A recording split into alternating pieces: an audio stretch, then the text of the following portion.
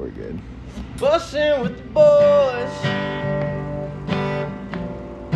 hanging with the fellas,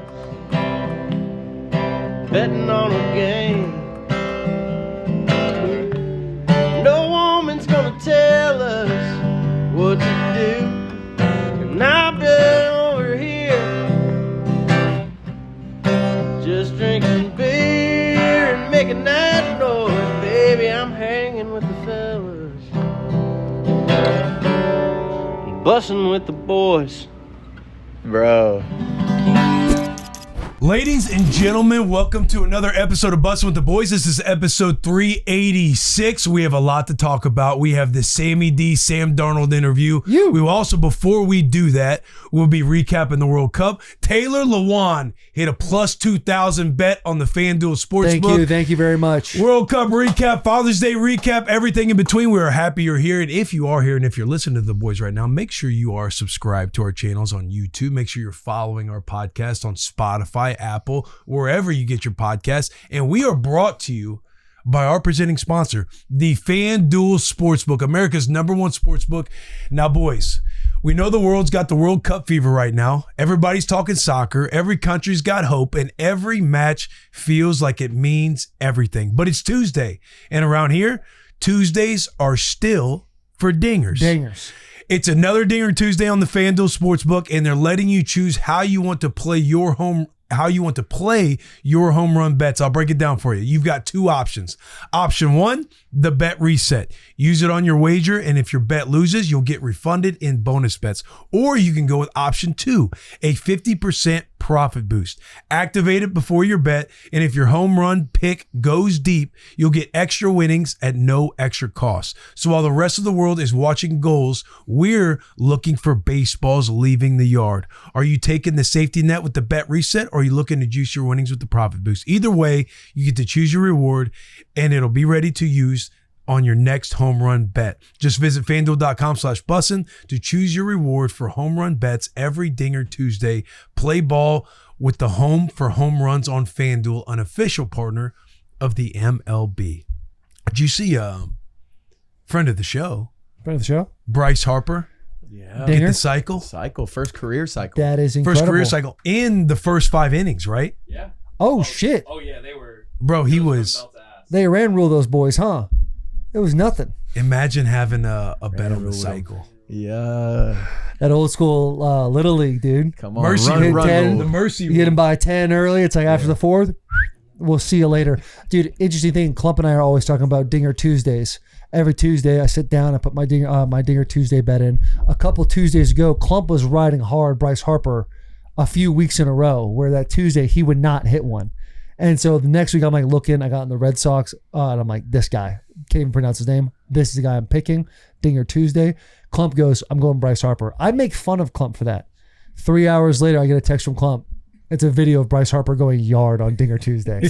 So just keep, hey, moral of that story, boys, just keep swinging. Just keep swinging, just man. Keep swinging. Keep Eventually, swinging. yeah. So shout out friend of the show, Bryce Harper, hitting the cycle. Absolutely incredible. Been an action-packed week since we last saw you guys on a Bussin' with the Boys episode.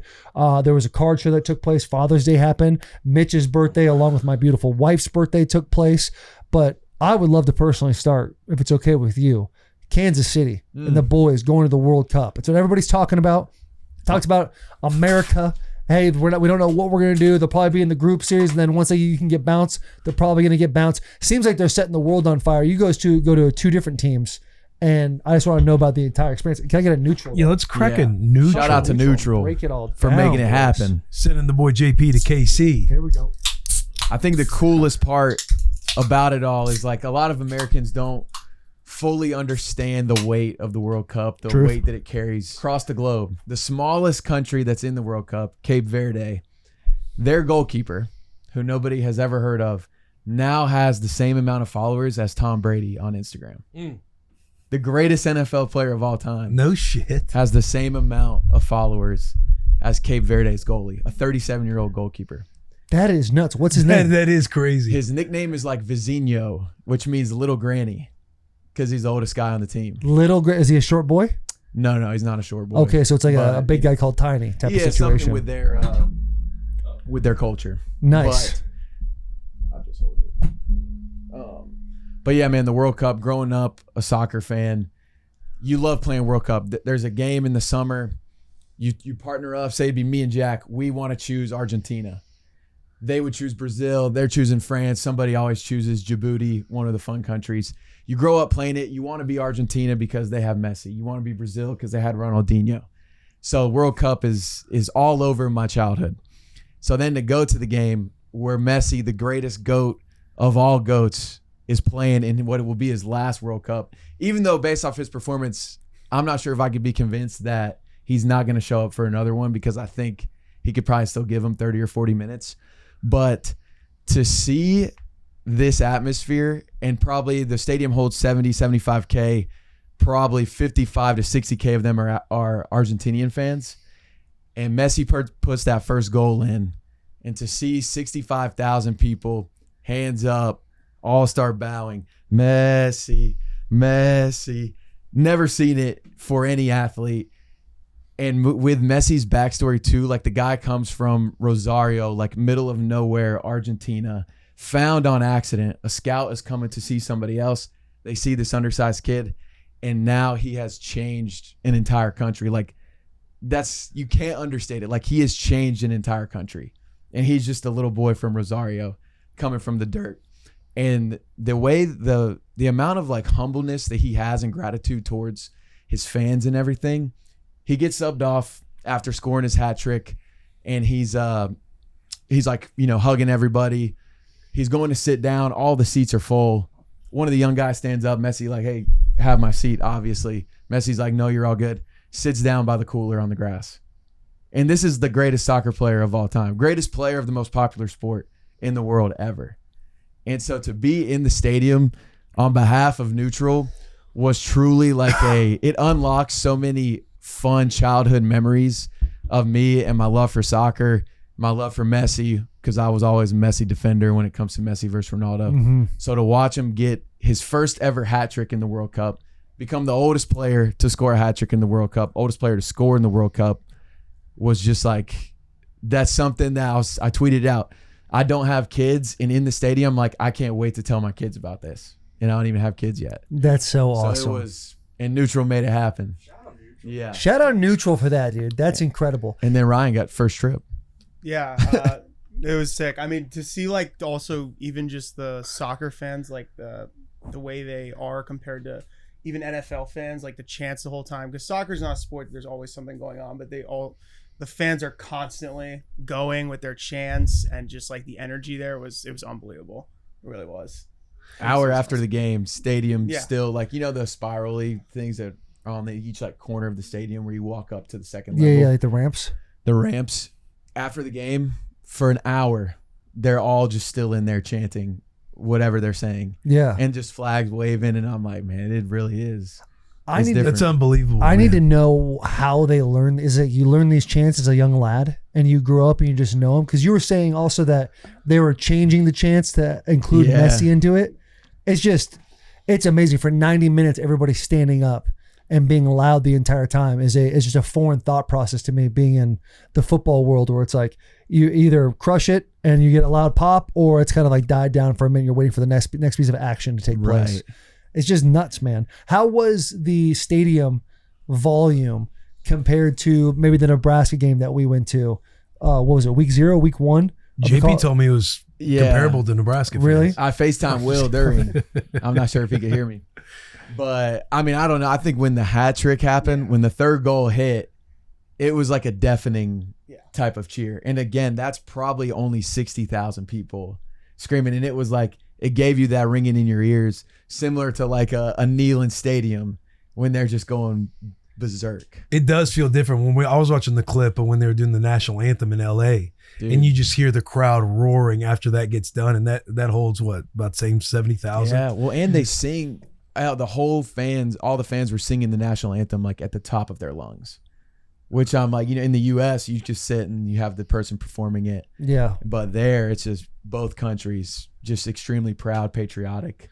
Yeah, I do feel like those World Cup soccer games are like different, to where you want to go and witness the fans Versus like, you know how the saying is like, just go to experience a game at Neyland, experience a game in Nebraska, experience a game at Michigan. It's like you almost want to go at the World Cup just to witness what the fans do at those games. Yeah. It's been fun to follow along with on social because I'm not a big soccer guy, but seeing all the international people come over and experience Buc-ee's and just the little things in America, and they're just like, yo, this is the greatest thing of all time. Dude, yeah, people being like, we were lied to about America. This place absolutely rips. Yeah. You did a bunch of man on the street stuff. Was that the same feeling that these people were having about America? Oh, yeah, the guy from Algeria, he was like, man, this is like, I was like, what's your favorite thing about the U.S.? He said, everything. The people are incredible. The food is awesome. Like, I could not believe how nice everybody was when I got here. And like, this has been the greatest thing. Like, no bad things to say. All great. Like, have to come back. God, that juices me up, man. It's so funny. I do love the Terry Blacks. They made this extremely hard edit with a Japanese person. They were like, what are you most excited for about Texas? She said, big beef. And then it just like beat drop, Big X the Plug song comes on, all the meats. Let's fucking go. Dude, the Argentinians actually, they were like, I know we're doing a thing for NUTRL, but they were smacking neutrals behind us. Those three guys, they were like all shirtless. about it. They got shirtless after the first Messi goal. They all just took their shirts off. The rest of the game, guys were just shirtless behind us. Are they the most rowdy fan base you've ever seen? No, I mean, yeah, they weren't too rowdy. I would love to see them maybe like if it was Argentina versus Brazil. England is probably like the rowdiest. Really? They'll be saying some offside stuff. Like, so it's so funny when Wyndham Clark wins the US Open, there's like a guy last year from Britain, some reporter that's just like dunking on him for Wyndham Clark cussing and all these things. You see the England soccer fans, they're like the most like abrasive type of fans that you can ask. Shows you how important sunlight is, man. Those guys don't see any vitamin D their whole entire life. They're just out there angry all the time. They don't know why. It's called seasonal depression 24/7, man. You got to get some. Gotta get some. We gotta play England in the World Cup. The USA versus England game would be. Oh, what kind of shot does America have? Because they're 2-0. It seemed. Well, do you mind? Yeah, go for it. You've kind of broken down a little bit for me, and you can step in any point. I start fumbling over myself, but it seems like we have a young, extremely talented team, and America put in a bunch of money to go get this elite coach to come over. Argentinian coach who is like big on obviously game plan strategy, but he's a huge like locker room culture guy, gets dudes with a lot of talent to come together and emphasize the best version of themselves. And going into the World Cup, it was kind of like a little messy.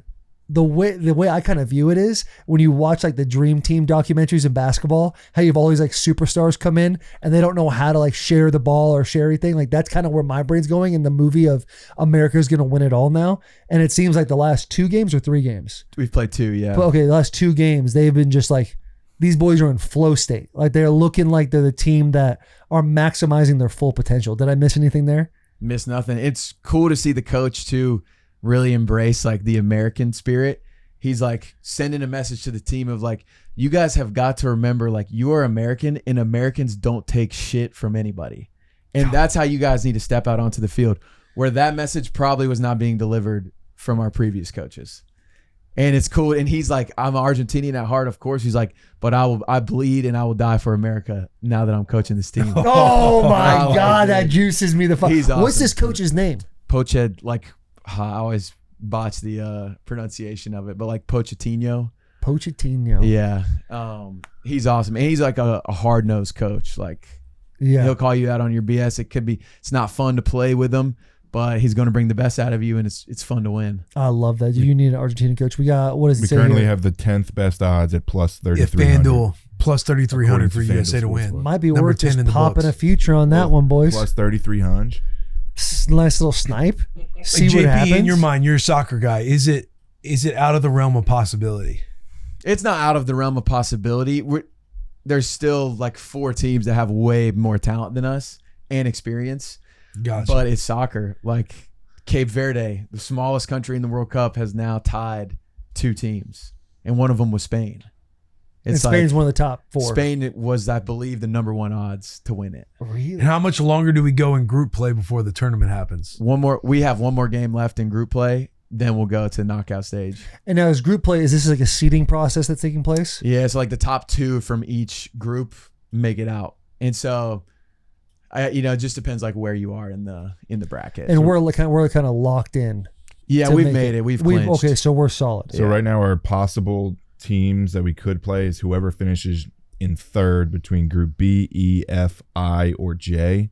So right now in Group B, it's Bosnia or Herzegovina. Yep. Sound that out. Ecuador, Netherlands, Senegal, or Jordan. Those are the 5 teams we could possibly play. Great matchups. Great. You like we like that. Yeah. I've just been seeing I feel people like people Netherlands get is the most scary. insanely pessimistic in the comments. Like everybody is all excited because America's winning. Everybody's like, oh, we're gonna get dummied when we get into the 32? Yeah, the knockout round of 32. rounds. And is it a single elimination? Yeah. Okay. Might be worth sprinkling. Just get a Always just get worth super sprinkling. patriotic and just be like, hey, always crazier worth things have sprinkling. happened. Why not just jump in there? Jump in there a little bit. Speaking of bets, Speaking of bets. come on now, Wyndham Clark US Open. I mean, I feel like I don't want to start a round of applause for myself, but that was plus 2,000. My God. That was Big hit. I take zero credit for it. That is 100% Tanner Tignini. Thursday, I'm leaving the shop, driving home. I get a call. Answer, Chief. He goes, hey, whatever money you got on FanDuel, put it on Wyndham Clark. And I'm like, oh, what's going on? Is he winning right now? He's like, haven't even played yet. But you need to know, like, he's been playing really well. And that's how, like, Wyndham Clark goes. Because Tanner Tignini, Rob Muji, and I all went to Chaparral High School. The 3 of us were really good friends in high school, but Rob and Tanner especially. So Rob and Tanner talk all the time. So Tanner's been super invested into Wyndham Clark, his ascension since Rob is now representing him from the Asian standpoint. And he's like, I bet on this guy his last 2 or 3 wins, and I've like timed it up, and I'm telling you, this is the time right now. So while like I'm at a red light responsibly, I have about $1,700 in my FanDuel account. I put 1,000 on it, thinking like, I'll be a part of the vibes. Trust my boy here. I'm gonna trust my boy. I'll be a part of the vibes. Like we're doing this responsibly. It's all good. And then I think it was after Friday. Well, they play Friday. They play Friday, Saturday, Sunday, correct? Thursday. Okay, so they do play Thursday. Yeah. Okay. After Thursday or Friday, it's like at like 4,000 or 5,000. The next day it gets up to like $9,000 because he's leading by 6 strokes. And that's when I go to Twitter and I'm like, should I be cashing out here? Golf fans, let me know. Yeah. Wildly, it's like 80-20. People are like, you need to cash out. Guy's a mental midget. He can't handle it. Like it'll get too much pressure and he'll fold. I personally just didn't like that because Wyndham Clark is a friend of the locker room show. You took that personally. I took that personally for him because one of the worst things you can be called as an athlete is someone who doesn't handle adversity or mental adversity well. You do never want to be that guy. So up by 6. People are reaching out to me being like, ChatGPT has looked at all the stats. Anybody who's leading by 5 strokes has an 80% chance of winning. And obviously it only goes up from there. He's at the 3rd largest lead in this specific course's history. It was Rory McIlroy and Tiger Woods. Rory was -6 going to the final day, and Tiger was like -8 going to the final day. Both guys ended up winning. So at this point, you got the odds. And we're in the group chat, and I feel like our group chat, the Bussin with the Boys group chat, was very split back and forth too. Like you were like, hey, you should probably take it. Yeah, I'm thinking if you're not thinking about golf, like the fact that you turned 1,000 into 12,000. Yeah, it's like if you're not even invested in it, you just make $12,000. Just 12x your money, and then you won't lose any sleep. You're just like, fuck, I just got a huge hit. And the reason why I stayed in it was, like, I didn't want the feeling of going into yesterday afternoon. I didn't watch any piece of golf other than his last 2 putts on the 18th hole. 52. It was 52 feet. He needed a 2 putt to get in, and he gets it within like less than a foot from the hole on his first putt. It's like, oh, this is over. Yeah. And then I'm thinking, who was second? Was it Scotty Scheffler? Sam Burns. Because Sam Burns kind of came out of nowhere. It seemed like Scheffler was going to be the guy that was going to come and kind of take over. They were paired up together during the day, and Clark started going downhill a little bit. He was like +3 on the day. Yeah. Burnsy went up 2 or 3. So they're neck and neck for a little bit, where I'm like, I'm not watching golf, but I'm watching my FanDuel cash out app quite a bit. And that little boy was fluctuating. It was going, I think it got as high as 15,000 and as low, like back down to 6, where I'm like, I see it at 6 and I like text him. I'm like, what the hell is going on? He just responds to me, not good. And there was a specific hole where he's like on the 11th, that's a par 3. And it's like, you have to essentially make it on the green And if you miss the green left or right, you're done. You're essentially in a drop situation because it rolls off the green. One side's like water and the other side is like really high bushes. You're not getting the ball out of there. You'd rather take a drop than just hacking at it a few times. And apparently he just put that boy up there and landed like 5 feet from the pin. And it was like, we're in a good spot now. So overall, fun day. Great Massive Father's Day win. for me. Great Father's Day that took place. It was awesome. So I might just take a couple shekels and put it on USA, huh? Might as well. There Double also, down. I saw a video.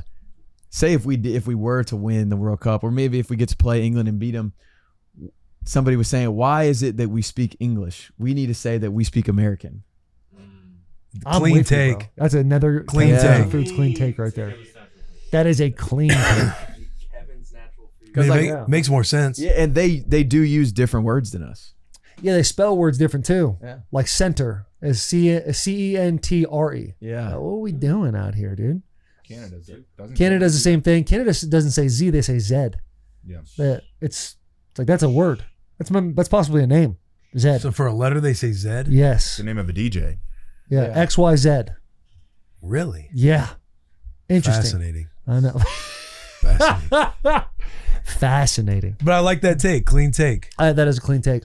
I have a question for you, William. I know I saw on the Bird that Nebraska changed their uniforms up. Yes. A big change is taking place in the uniform category. And I watched the video of them doing the hype. They're walking through, they're hitting the horseshoe and all that. And they're kind of showing off the Adidas and the stripes on the shoulders. And maybe the textures taking place on the number. Yes. But then I look at it and I'm like, I don't think anything changed.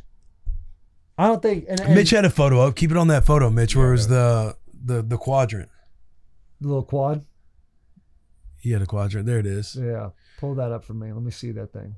So that's what's changed. The stripes went from the side of the shoulder pads. They put stripes on top of the shoulder pads. And then on the pants, it's not a double stripe all the way up the pants. They just got a little thinner double stripe going halfway up.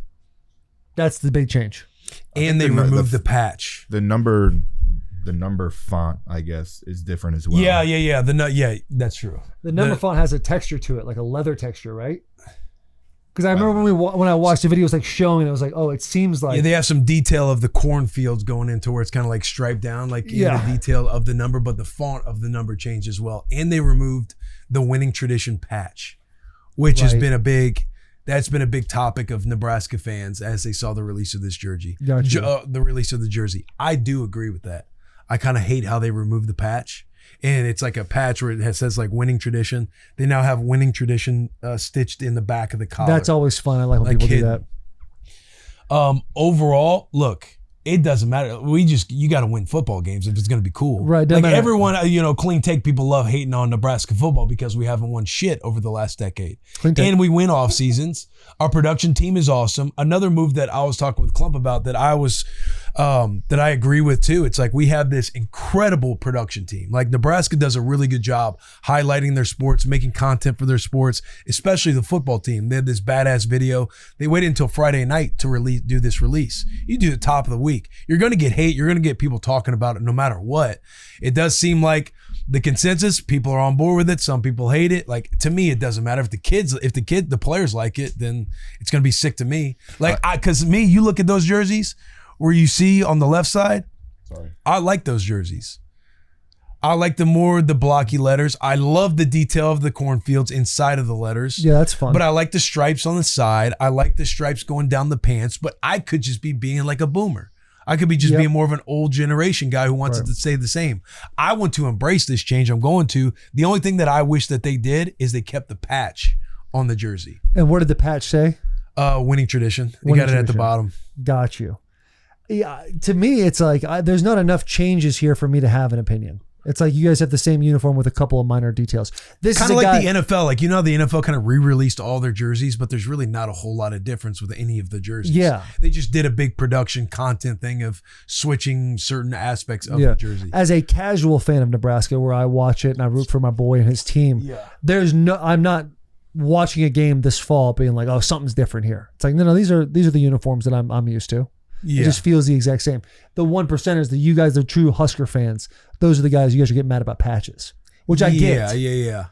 Some people wanted to keep that because the patch has been on for a long time. Yeah. I do like a winning tradition stitched in the back.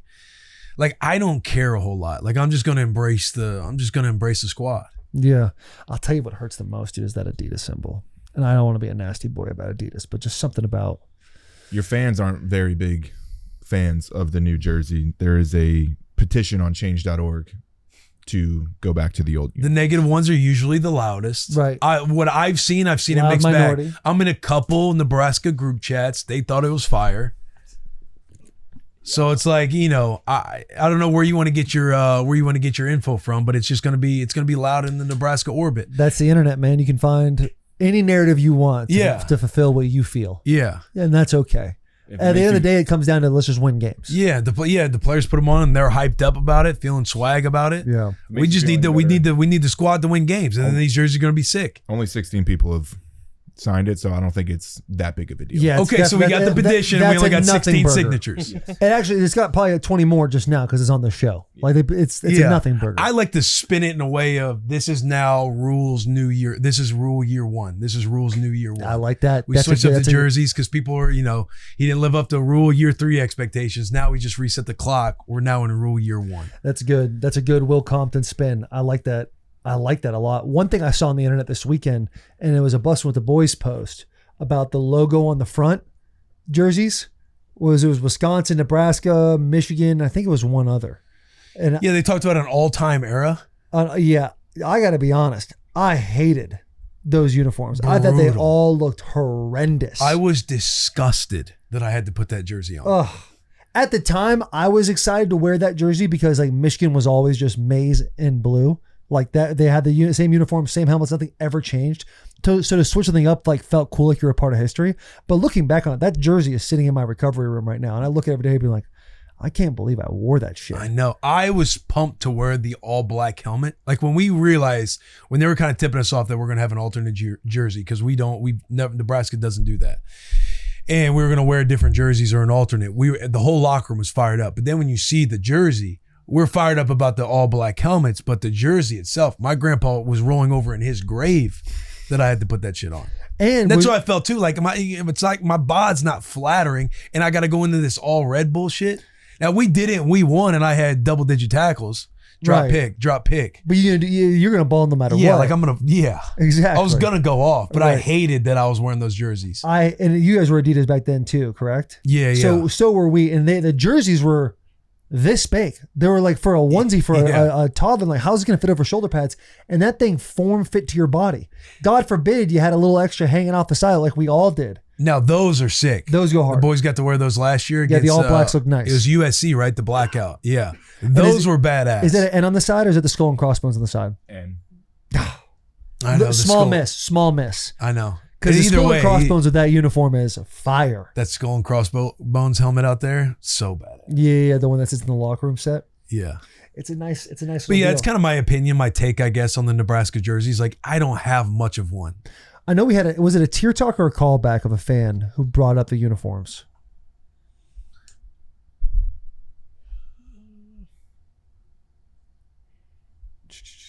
Survey says. Yeah, here we Tier go. talk. SW_NE87. I think because of the frustration of the Nebraska football fan base, it wouldn't have mattered what the new uniforms looked like. They were still going to get a lot of hate. What does the bus think? Hashtag tier talk. I agree with that. Yeah, I agree with that. Like, we're trying to do something cool. Like, hey, nothing's going to matter. Nothing's going to matter until we have like just a great year in the fan base's eyes. I know. We had double-digit wins. And it's just it really is just hard because the schedule y'all have is just Michigan included too. Like, this could be a brutal year for both of us, but we got to wave the flag. I'll know week 2. I'll know week 2 where Michigan is. You're gonna have to wait till like week 6. Oh, we're just gonna have to let the season unfold. Right. There's no way we're gonna find out here. You're gonna find out how competitive a team you are. Yeah. I think week 6 you guys have Indiana. Yeah. That's where you're but even then, you can't sleep on Michigan State. You can't sleep on Maryland. True. Just for the bit, you can't sleep on Ohio, Bowling Green, and North Dakota. But like even for the bit is Will's fully off the rails, man. Before he had been like, I'm not sleeping on Ohio. Now he's like, for the bit. If we beat Indiana, like, of course you're gonna know what type of fans going to come out of all of us Husker fans. Right. But that doesn't mean we're a team to be reckoned with. You got Oregon the next week, then Washington, then Illinois. If you guys are like a 10-2 ball club with this schedule, Oh, buddy. the worst might be the worst fan base, JP, at the end of it, because they're just so starving that We're they could starving They and go other- two ways. They could be like Michigan in 23 or Indiana in 25. Right. Because there's gonna be no gray. I'll say this: you don't know what I don't know what you're going to get Hey. because we've just been beaten on it. It used to be internal, just a rage internally, but now that we're on the more national scale of losing year in and year out, other fan bases are just fucking pouring it on us. Towards bringing out it could bring out the bad side. It could bring out a side. I don't know. Right. But whatever you give us, we're gonna receive. We're gonna take it, and we'll talk to you about it later. It's gonna feel so new that I can't tell you what you're gonna get. I don't know. Right. Why not us, Will? Why not us? Amen. This Just is the one most day at a pivotal time. season. And I don't say this lightly. This is the most pivotal season in college football history for a lot of programs. A lot of programs. overall, man. Because Massive. we're about to go into the 24 team playoff. Right. Yeah, and none more than Nebraska. Ooh, I think it's more pivotal if we're talking teams on the bus, I think it's the most pivotal year for South Carolina. I could put you guys in that group for sure. I just think South Carolina's had more success than Nebraska in totality over the years of busting with the boys. Oh, Bussin with the boys. Okay, And Bussin with the boys. Okay, yeah. Okay, hey, I think so. Yeah. Yeah, we had yeah. some Like great time they've here. beaten Clemson. They've done the things like, well, we've done Bussin. This is our 7th year doing Bussin, Yeah. and it's what your 6th year here, Since I've been here, South Carolina has had more success. right? Since y'all started busing, it could be split down the middle because you guys started 2019. We had some rough times, guys. Yeah, but We've they been didn't make a kind bowl of- game until 2 years. That's facts. That's facts. The 2 years last ago. 2 years Yeah, is we were Nebraska's. working Yeah. The last 2 years has been Nebraska's better years since we've started Bussin with the boys. Right. Yeah. But JP has things like beating their rival. I guess we beat Upsetting- Iowa in 2022, upsetting- but yeah. yeah. guys have Upsetting a- We also Tennessee. just have guys too. Like I mean, dude, we were at the game, South Carolina has a gauntlet of a schedule too. dude. Yeah, but it's like that's just logos. We know what the SEC's got to pick it up. I mean, it's if like, we're gonna talk about Washington as a hard game, I think our schedule would be considered hard as well. I guess, yeah. Are But you like- doing? What are you trying to? No, I'm not. trying Doing, to I'm get just the saying, boy- like with trying to the rage bait the boys. no, right no, now? no. Maybe I don't know. We'll find out when I figure out my full entire thought process here. Because I think that's fair. Yeah, like, the I do think Washington- Washington's a tough team. I think Washington's a tough ball club too. They're a sneaky ball club. Yeah. But I just think like in the NIL era, things have truly leveled out over SEC dominance and Big Ten. We can agree on that, right? Yeah, for Okay, sure. we can agree on that. And then we look at Indiana, Oregon, Ohio State, Penn State, Michigan. Like that's a massive Big Ten. Like the Big Ten has a strong, a high end. Penn State and might middle be pack. dead. I would think about Penn State a lot, and I think they might have a brutal year this year. And I'm also hoping that because we play them, but I think like Penn State's gonna have a down year because they're essentially Iowa State of the East now. This conversation is just It's brewing. clean take. We are getting excited for college football season. Clean take. Like, Clean you take. can start to feel it. We're a couple months out. Juices are starting to get there. Right. We're about to. We can see July on the horizon. Yeah. It's just so close, man. need the locker room E-Dub. squad. Read that one from E-Dub 99. 'cause he's EW 99 right. says need a pod with a locker room talk squad before the season. I agree 100%. Yeah. 100%. We're getting some ducks in motion. It's a big Right. It's a big year. It's a big year for Bussin. This is a massive year for Bussin with the Boys, especially in the football world. Now that like the NBA is over, NHL is over, and like all we have is like baseball. Thankfully, we have the World Cup kind of holding us over a little bit, but Yep. it's officially like itching for football. But the season. dry spell, dude, is July. Like that's when it truly is. Like Yeah. we gotta tread it's through the dead muck a time, little bit. Tread through the mud, get through it. Listen, we got my oldest daughter's birthday, my birthday. I got a kid coming. We got a lot, but it might not overshadow. Right, that has to hedge against your excitement because Right. there's steps. Until I we have get steps. I have fun things to look forward to. However, it's like within reaching distance. We're Yeah. getting there. Yeah. 11 more Saturdays I saw on Josh Pate's Twitter. 11 more.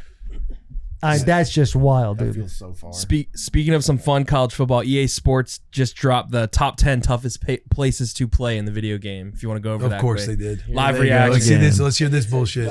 Number one, Tiger Stadium, LSU is number 1 hardest place to play. Dude, it's a great place. It's a good Number place. 2, Ohio. place. I sent it to you, I think, insurance thing. Number 2, Ohio Stadium, Ohio State. Tough place. Number 3, They Beaver call it Stadium. Ohio Stadium. That's what they call Ohio It's called the Stadium. Horseshoe, but okay. That's okay. Number 4, Sanford Stadium. Shout out to Jared, Georgia, in at number 4. Couldn't disagree more Hey, on who my was one 3? experience there. Beaver Penn State Stadium. was number 3. That's a good one. I think that's a good one. Yeah. There you go. Number 5, Brian Denny. I wanted to get to number 9, Memorial Stadium, but Clemson's Memorial Stadium is in at number 9. Oh, Jack, that's a rage bait And post number for 8, Tennessee Most fans. rage bait post of all time. Yeah. I don't even know why we're wasting time with this. There's other things to talk about. Sanford right? Stadium ain't like that. No way. Well, let's talk about the ones we've been to. Okay, we've been to LSU. LSU's Very feisty. loud. Very Yeah, loud. Very LSU, loud. yeah. Ohio State, very loud. Very loud. Penn State, very loud. You lose me big time on Georgia Big time. because we saw the Georgia-South Carolina game, and it seemed like a lot of people there expecting That's to just, win. that feels like an NFL stadium. It's really Yeah. not that loud. It feels like an NFL stadium, but like I know dog fans are passionate fans, but I didn't feel it on that specific Saturday. Yes, I'm with you there Okay. because dog fans are very Right. passionate. But just the stadium, the build, it's kind of got the bowl and it feels like more of a professional stadium. Right. It's just not that like Neyland being 7 is it's Nuts. catastrophic. 8. Hold on, Number go 8. back. Alabama, haven't been. Oregon, loud. On to the Ohio State one, we saw an incredible game. Yeah, but week in, week out, That stadium's small. No, too. Like, it's they 55,000. They're 55,000. That's No, half of. no, that's what I'm Stadium. saying. It's like Yeah, I'm with you. Okay, gotcha. Yeah, Sorry, but like I'm a little per Florida over Tennessee. per capita, per capita, Oregon might be 1. oh sure, per capita, Yeah, you're talking yeah, pound for pound, but like week in, week out, and even when we were there on game day with Ohio State, like we got around freely. Like it's not the chaos that you feel going to any of these other colleges Yeah. that are on this list. Like Tennessee, dude. I remember because I had to fly. I don't even know why. I was in Arizona. I had like 3 flights to meet you guys for that game, and I remember just walking through trying to find y'all. And it's a zoo. I literally was shoulder to shoulder with people in the middle of the road. Well, cars and people on bikes. It's just the most insane shit ever. Georgia didn't feel that way. Ohio State didn't feel that way. Even Kyle Field, A&M. Like A&M is very loud, very very loud place to play. They're like respectfully loud. I feel like yeah. it's intimidating Like because I can see them. I like their stadium. slot at 10. Yeah, I can but see you got they're Tennessee's tough, got to be 2 Tennessee, 2-1. They're That's they're the rage argument baiting the there. Tennessee fans. Tennessee's got to be at least top 5. because you're talking Yeah. about Tennessee Twitter is going to get all over that, and they're winning. They're winning this post. right. They're winning the Good post. for You're them. right. Yeah. Hey JP, what is South Carolina's capacity? 80,000. Okay, so it's a loud place from the one game I've been to there. JP, do you have an unbiased observation of Clemson? Yeah, like the big thing is week in, week out. Like that's how I would rate loudest stadiums. Sure, like pretty much any stadium that fits 80,000 people at night in a big matchup is going to be loud. Yeah, Which agreed. Clemson has. Like if it's Clemson Notre Dame and it's at night, it's going to be loud. But week in and week out, music is making most of that noise in that stadium. It ain't the fans. Let's take a look at 11 through 22. Don't even look at the second one. Listen. This I'm with is you. crazy. I can't see it. This blind reaction. So the next one, 11 is Oklahoma. We're not even top 20. 11 is Oklahoma, and honestly, I would disagree with that. We were at that playoff game. That doesn't seem like a stadium where It's you're not like, like oh, it's loud here. absurdly loud at all. It's windy. It's windy. It is louder than Michigan, which is number 12. And like even as a Michigan homer, like we're not 12 loudest. Is pound for pound Michigan like at the bottom of the list? Would you like? I don't know, dude. I haven't been to every stadium. I would say no. I would say no at this point. You're missing my question, but No. You're saying because it's the largest stadium and it's not very loud. Is it pound for pound? The quite a same answer. okay. Same answer there. Texas, haven't been to Texas. What was this one? Texas is a good spot. Jordan Auburn, Hare. haven't been there. Washington, haven't been there. Washington, South Carolina, Washington there you gets go. loud. South Carolina could be a little higher. This one's crazy. Indiana. I mean, I have no clue. I'll I'd be love to get honest to a with you, home dude. game. See what's up. I played at Indiana. It was my first Big Ten start ever. It was in Indiana, and I remember being so overwhelmed. It was also my first Big Ten start ever. So my vision of Indiana is it's loud. I'd love to get to Indiana now that they're I Yeah. feel like it's got to be recency bias. Signetti's Indiana. They keep a tight ship there. They're like the Patriots of college football. The way they kind of operate. This one too, I don't really agree with. No, Notre Dame. Notre Dame, but even Kinnick State, like Iowa's not very loud. It's loud at Iowa night. can get. Iowa's cool because the fan base just feels like it's right on top of you. Yeah, because they're right behind you. Yeah. But Utah, I've never been. Like, Utah would be this a is cool so game fun. to be at. Yeah, Utah's got got an awesome environment. You got That'd be Lucy's cool. on you, bro. I got Lucy's. What's up? No, I just need something to take the edge off. Need something to take the edge off. Yeah, that is Nebraska. Seeing the Huskers Nebraska and Tennessee rage bait. I mean, just Huskers not even being in the top 20. Like, at least put us at 20 if you want to rage bait us. Some Lucy's? There's already. Well, you're not even in the top 25. You got BYU and Mississippi State over I here. heard BYU. Now, Mitch, I Mississippi feel like State, you're bro. just wanting to. Yeah. Mississippi State That's now. crazy. Matter of fact, now I'm looking at the top 50 and Yeah. Where are they? They got NC State over y'all. oh no. Is NC State That's bad? crazy. What? Nebraska is loud. Like they deserve. I mean, Nebraska's louder than Michigan, so they should be. I mean, Michigan's what 12? Were they 12 in it? Yeah. Yeah, I don't know, man. I have I no feel like comment. you kind of. Michigan does get loud. It's just not as loud as you think it should be. I agree. I think that has moments of being loud, but when I was at South Carolina, consistently loud. When I was at Nebraska, consistently loud. When I was at Tennessee, overwhelmingly consistently loud. LSU, overwhelmingly consistently loud. Like Michigan will have its pops. Big plays take place, sacks, touchdowns, those things where everybody and their mother should have a big pop. Like, yeah, it gets objectively, hey, this is loud in this moment. But for the capacity, it's just not there. I don't blame the fans. I blame the structure of the stadium. Yeah, well, and two, it's like with as much success as you guys have had in recent years, you just feel like, like even with Indiana having recency bias and stuff like that, like fans, if you're winning football games, that fan base should be rabid. Yeah. I feel like when we were at the game 2 years ago, granted, it is the game. It is the biggest rivalry. Like, it was consistently loud the entire game. I agree with that. Yes, absolutely. I appreciate you reminding me of that because my most recent memory of that, us being in a game, was the Texas game when we got throttled and people were leaving in the third quarter. And I was like, I'm getting in the car with you guys thinking like, this is just a bad representation. I don't want you boys to see my school. Yeah, like we had to leave. We had to leave And to as make we're it walking, to another game. Yeah. We had to go. When you saw the fans swarming out, it's kind of like, guys, get back in there. Please, for the love of God, support your team. Like they need you now more than ever. Yeah, but that is rage bait. That's a big time. Dude, That's I'm a big so time. stoked for some college football, man. Big, dude. 11 We got big Saturdays. things in the works. 11 Big things in the works. Big things are happening For with tier Bussin' ones the Boys. listening.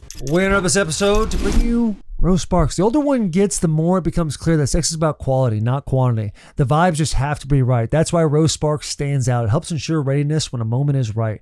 After it dissolves under your tongue, you get hard in about 15 minutes on average. And when both partners are having a good time, the experience is better for everyone. Rose Sparks helps you get fuller, thicker erections, and they last up to 36 hours, making it easier to be ready for another round if we're both feeling it. Rose Sparks always make sure both partners are feeling nice. Rose connects guys with a medical provider, and it's 100% online, and if approved, treatment ships directly to their door. If prescribed, new sexual health patients get $15 off their first order of Sparks on a recurring plan. Connect with the provider at ro.co/bussin to find if a prescription Rose Sparks are right for you. That's ro.co/bussin for $15 off your first order. Sparks is a compounded drug product. Compounded drugs are permitted to be prescribed under federal law, but are not FDA approved and do not undergo FDA safety, effectiveness, or manufacturing review. For full safety information, go to ro.co/safety info. Oh, the sweet, crisp opening of an ice cold lollipop or lollipop. Lollipop. Think of a lollipop in liquid form, A dude. new kind of soda that combines the classic soda taste with the benefits of a functional ingredient blend to support digestive health. It's great for your gut. Olipop is reimagining soda with high fiber and low sugar. Get a free can of Olipop when you buy any 2 cans of Olipop in store, and we will pay you back for one. It works on any flavor, any retailer. DrinkOlipop.com/BWTB. Olipop is sold online at drinkolipop.com and on Amazon, and available in the soda aisle with the chilled beverages at thousands of retailers nationwide, including Walmart and Target. Drink Olipop. Back to this episode. Tier 1, kind of. Some things that are big things. Can we start announcing the big thing we have in the work? Not the fall thing. The Rippin thing. Oh, let's for sure. Yeah. Oh, Can we I talk feel about like that at that's all? just up to you. No, it's up to us. It's a Bussin' With The Boys thing, but it's just a show that I'm doing. Yeah. Yeah. I can say it? Yeah. Boys, obviously you guys have seen on every Sunday at 7 p.m. Central Time, obviously a couple of bounce back and forth because of UFC fights, NASCAR and such. I am starting, along with Bussin' With The Boys, everybody on here, we are starting Rippin' With The Boys, a show that'll be every single week, rain or shine, it'll take place. We will be doing a hiring process. We're looking for absolute killers. Clump, I'll let you jump in that in a second, but this will be a live stream show. It'll be a live stream show. Content, vlogs, ripping packs. We're going to do everything from Pokemon, football. We'll jump into some baseball stuff. When we first started doing stuff with Courtyard, this is a fun hobby that I can't believe that this company is going to allow us to come and do this and have a little fun. It's been very cool for me to not only fall in love with it more than I ever did as a kid, but watch all the boys. Like Jackie texted me Sunday morning with a Destined Rivals Pokemon box being like, yo, I'm so bought into this. I'll be in the stream tonight.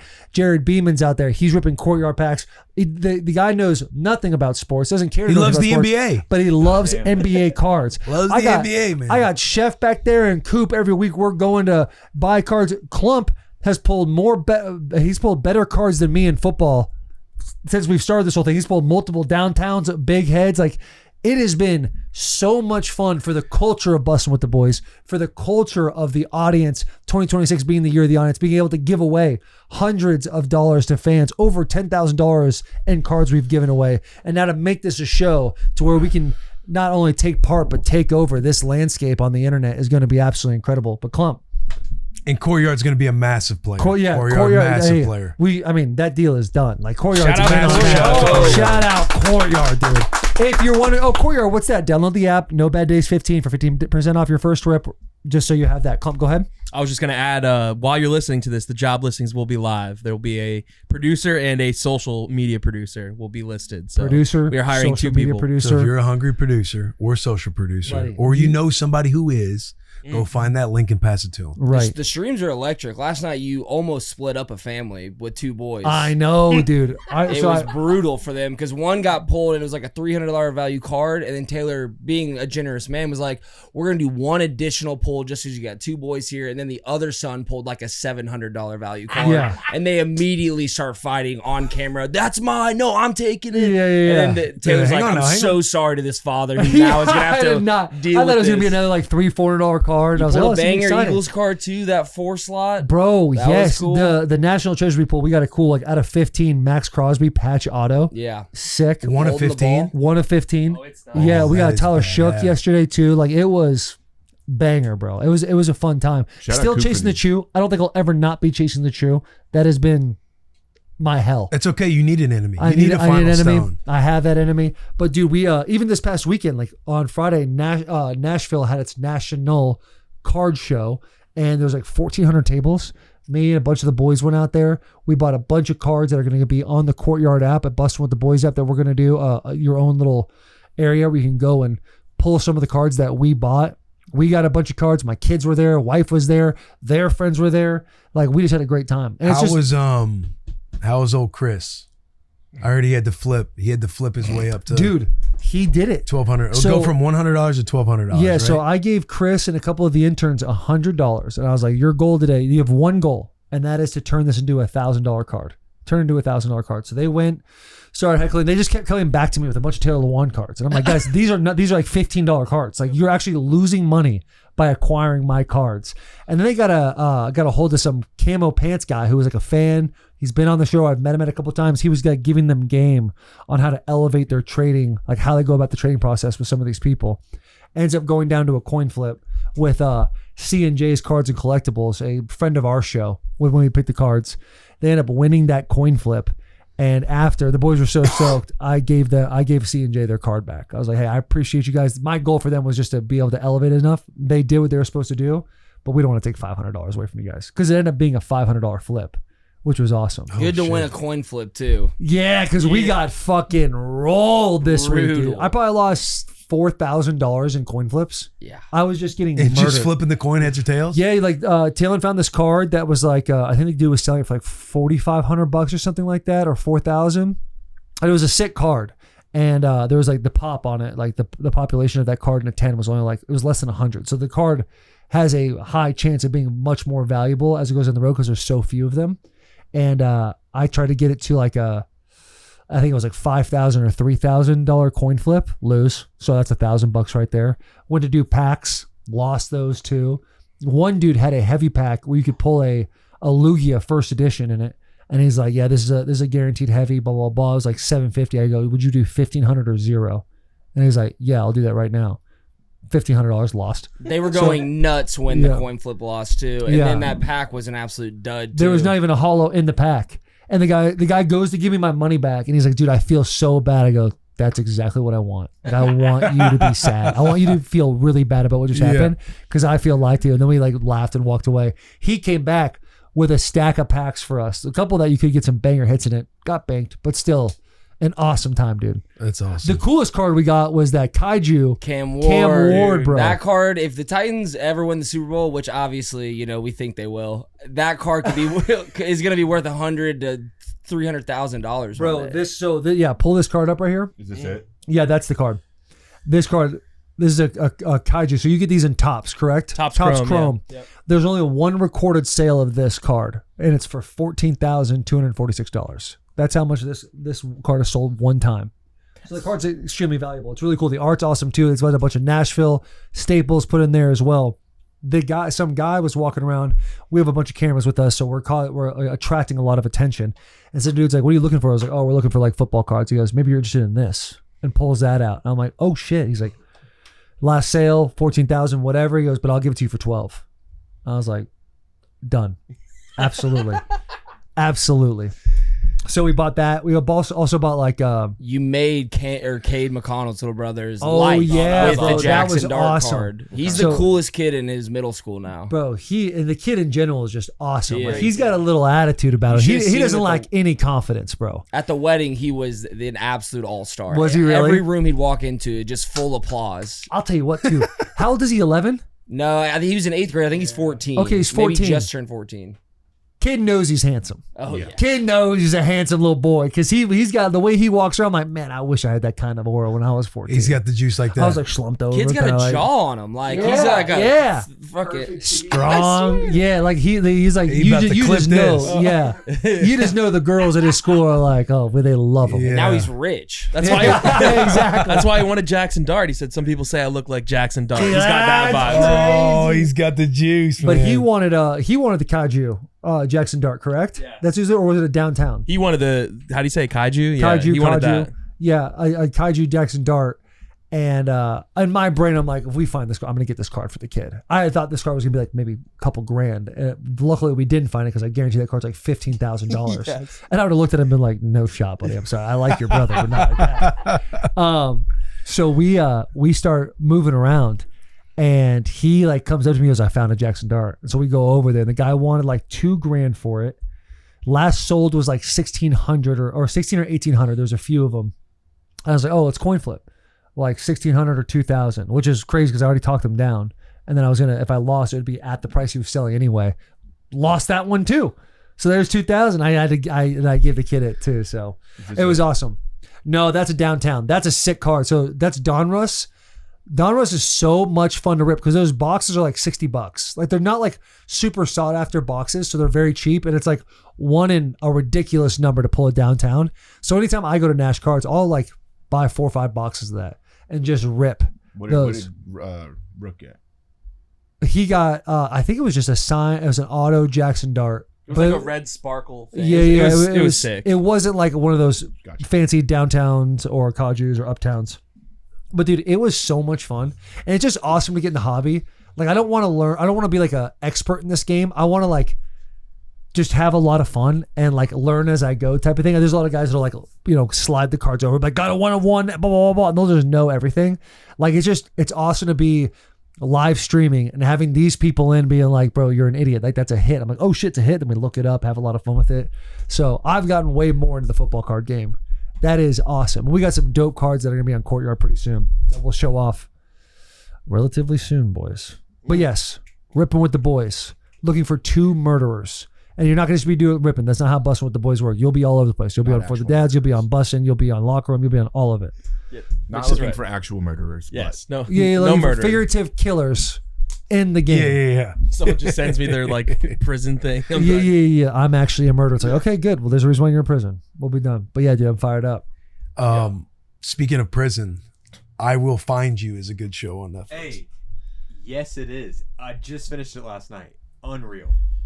Both these two have not watched I know, Entourage. bro, I know, It's I know. crazy. Like the conversation that just happened pissed me off Bro, so much. the thing is, like, I'm like not joking. Good show on Netflix. Unbelievable. I'm not joking. I'm just talking to you at this Yeah, point. I'm not jokingly, haha, like kind of pissed. I'm like legitimately getting mad about Yeah, it. me too. Dude, I even tweeted at you. I was like, bro, would I you just saw it. watch? He had multiple, like, you should watch the show. First off, I have no idea how you have the time to watch all these shows. It's actually incredible. He's got you have the ability to manipulate time, and it's just like it's like, bro, just fucking watch Entourage. And I see it on Twitter, and I literally get so I put my phone down, I'm like, I can't. I almost texted you like 3 times this weekend, like, bro, would you, for the love of fucking God, dude, just I'm gonna watch it. get to You're Entourage. not. Yes, I am, dude. You're not. I feel like Because it's turned into a bit. It's turned into the thing where you get on your boys so much that they're just not going to watch it. that's what Will said. Like we're on his ass about it so much. He's like, I'm getting annoyed that I just don't even want to Right. watch He it doesn't even anymore. want to. And if he ever does watch it, it'll be through the lens of like, dude, fuck these guys. Like, this show's not that great. It was kind of, Jack, it was kind of like Shoresy. I wouldn't do Yeah. that. Like, I got a little too heavy on Shoresy with you, but then what happened? Backed off, and then I fell in love. Fell in love. It's a great show. Maybe, Shoresy, brother. Maybe we got to back off a little bit on. Just let him do the I'm just work. gonna keep the foot on the gas, dude. Just continue. I kind of want to be mad about this now. Like, I want to be pissed off, so I'm just gonna keep going, dude. show's gas, though. I'll find Again, you. speaking of prison, show is gas. All right. Show is gas. We got a great show for you guys today, man. If you're looking at my tank top right now and being like, wow, Taylor, you look incredible, you can go to bwtb.com. We got 4th of July merch out now. You guys can go check all this out. Tight End You, a massive week taking place. We got a couple of tier talks, and then we're going to boogie out of here, yeah? Yeah. Go ahead. We got a little response. We got a little tier talk here from No3 Sports. Is parody sports news good for college football? Good for the college football landscape? # tier talk. I think so. I think college football, especially, has become such a crazy and wild environment. It's like things you see that are being posted on ESPN, you would think this is clearly parody, and it's not anymore. Yeah. Texas Tech being a perfect example of that. Did you see? There were a couple that I was engaging with over the weekend. I did, yeah. Where it was, what was it with Nebraska? Every player, they're scrapping kind of the NIL capitalistic side and going into, that's communism, right? Where everybody gets paid the same. Splitting it evenly. Yeah, splitting it evenly. No player's going to get paid more than the other.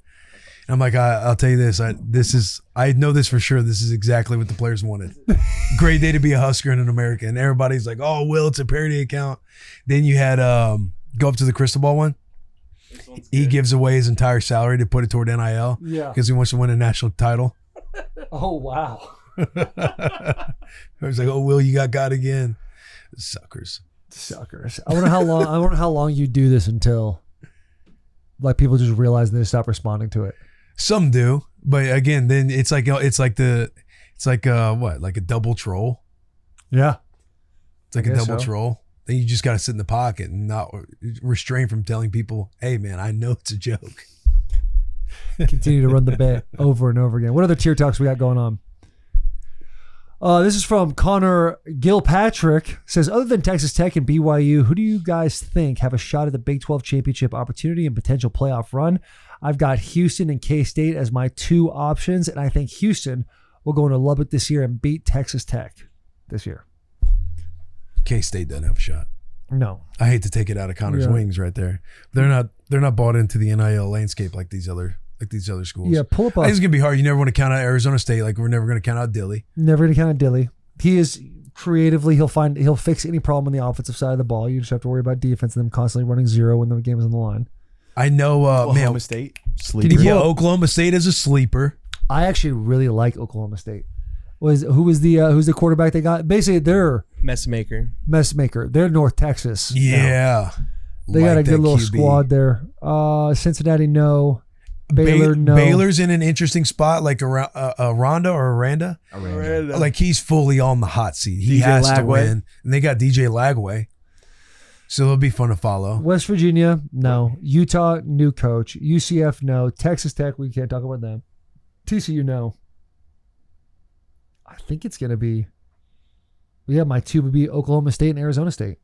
Does the Big 12 kind of suck? I'll throw my hat in there on. Bro, we said that last year, sleeper but being Baylor. low-key, like Texas, the Big 12 might not be like the best conference. They're definitely not the best conference, but the games are fun to watch. Yeah. They are fun to No watch. defense. Just Yeah. I think this is, given all the stuff that happened with Texas Tech, I think this is BYU's conference right now. There's still so much talent on Texas Tech. They could I run think into it, but Texas those are the Tech's going top to be two. straight, man. I think they're going to be straight. I think they're still going to be. they just need Will Damn Hammond to tough. get healthy. Yeah. Who? Will Hammond, he was their backup last year. Came in for like two to 4 games. He tore his ACL, right? Yeah, was lighting it up and then tore his ACL. He so, came in during the Utah game, right? Yeah. Yeah. Because He that was kind of like. he was kind of To nice. him. Like, Yeah. Had some good back shoulder He throws. just needs to get healthy. They got the cats. They got the coaching. They got the money. Yeah. I kind of want Texas Tech to win now. Everyone's so mad at them. Well, it all worked out. It all worked out, and it's such an interesting thing that people are like teams are going like everyone should just say we're not going to play Texas Tech at anything when Texas Tech had nothing to do with Sorsby in Cincinnati or anything like that. Like none of that stuff happened at Texas Tech. And you're just Cincinnati like, got through there clean, man. clean, and you sit there and you're like, if you're Texas Tech and you have a guy on your team, you got to go to bat for your guy. Yeah. So it's like I fully understand Texas Tech's thought process. But the rest of the schools are trying to stand on business, trying to set a principle. On principle on a team that was literally 0% a part of any of the things that reason why Sorsby got put into it. Sorsby was on that squad. True. Trying True to take and down fair. the bad guy. True. And Cody fair. Campbell. I know. I do love how Michigan, I also want to say got in the mix. Did they? Yeah, did not I saw play. that the two Not big playing. was like Nebraska and was it Texas? Georgia. I think Georgia. Those are the Georgia, two. Nebraska. I saw Michigan. I don't know who else. Yeah, I didn't. It's just like, hey, put the ball down, play, man. Yeah, let's put the ball down. Put the ball down. We Let need it something to happen. bitch about in the offseason. No doubt, especially in July. Like we need a couple more flare ups in July. Yeah. So Get we us had through. Sammy D on. Gotta have Sammy D.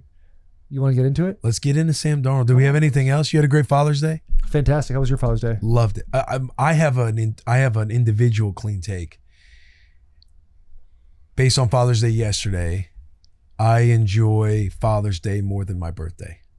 Oh wow, I enjoy Father's Day more than my clean birthday. take. Clean take. I feel like birthday, it's all about you, but on Father's Day, it's about all the dads, and it's kind of just a universally known thing that you're like, you're catering, just like on Mother's Day, you're catering toward the dad on Father's Day. Yeah. Like I slept in, woke up, Cheryl had an iced Americano sitting on my nightstand. She snuck out, got the kids out of the house, worked out on my own.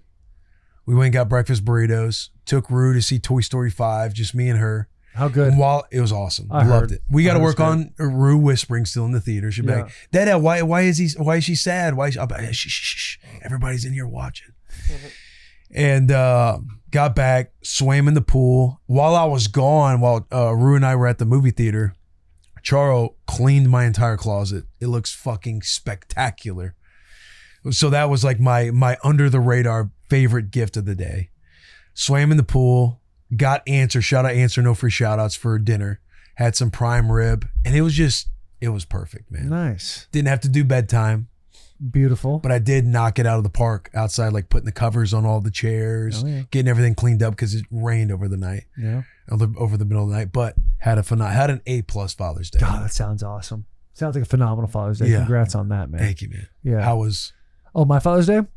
My Father's Day was good. It was an interesting pocket to be in because Father's Day was the same day as Taylor's birthday. Tough. Yeah, so like for me, it's How often does that happen? I guess once every 7 years. Every 7 years. every 7 years. So I would know. it's our first one. I don't know. We've been married for 10 years. So yeah, like for me, it was like it kind of like they almost canceled each other a little bit in the way. Like I'm not a great gift giver in the sense that like I don't prepare well for things. So today I'm like just looking at Taylor throughout the weeks, like, hey, your birthday's coming up. Like, what do you want for your birthday? She's like, oh, I don't know. I'm like, no, I seriously just need to know, man. We've been married for 10 years. I just want to like, I don't want to do this. And she's like, I'm really not doing anything. I just don't know if I really want anything. She's so pregnant. Like she's literally 3 weeks away from like her due date. So she's like, I'd love for this baby to be out of me. That'd be awesome. I can't make that happen.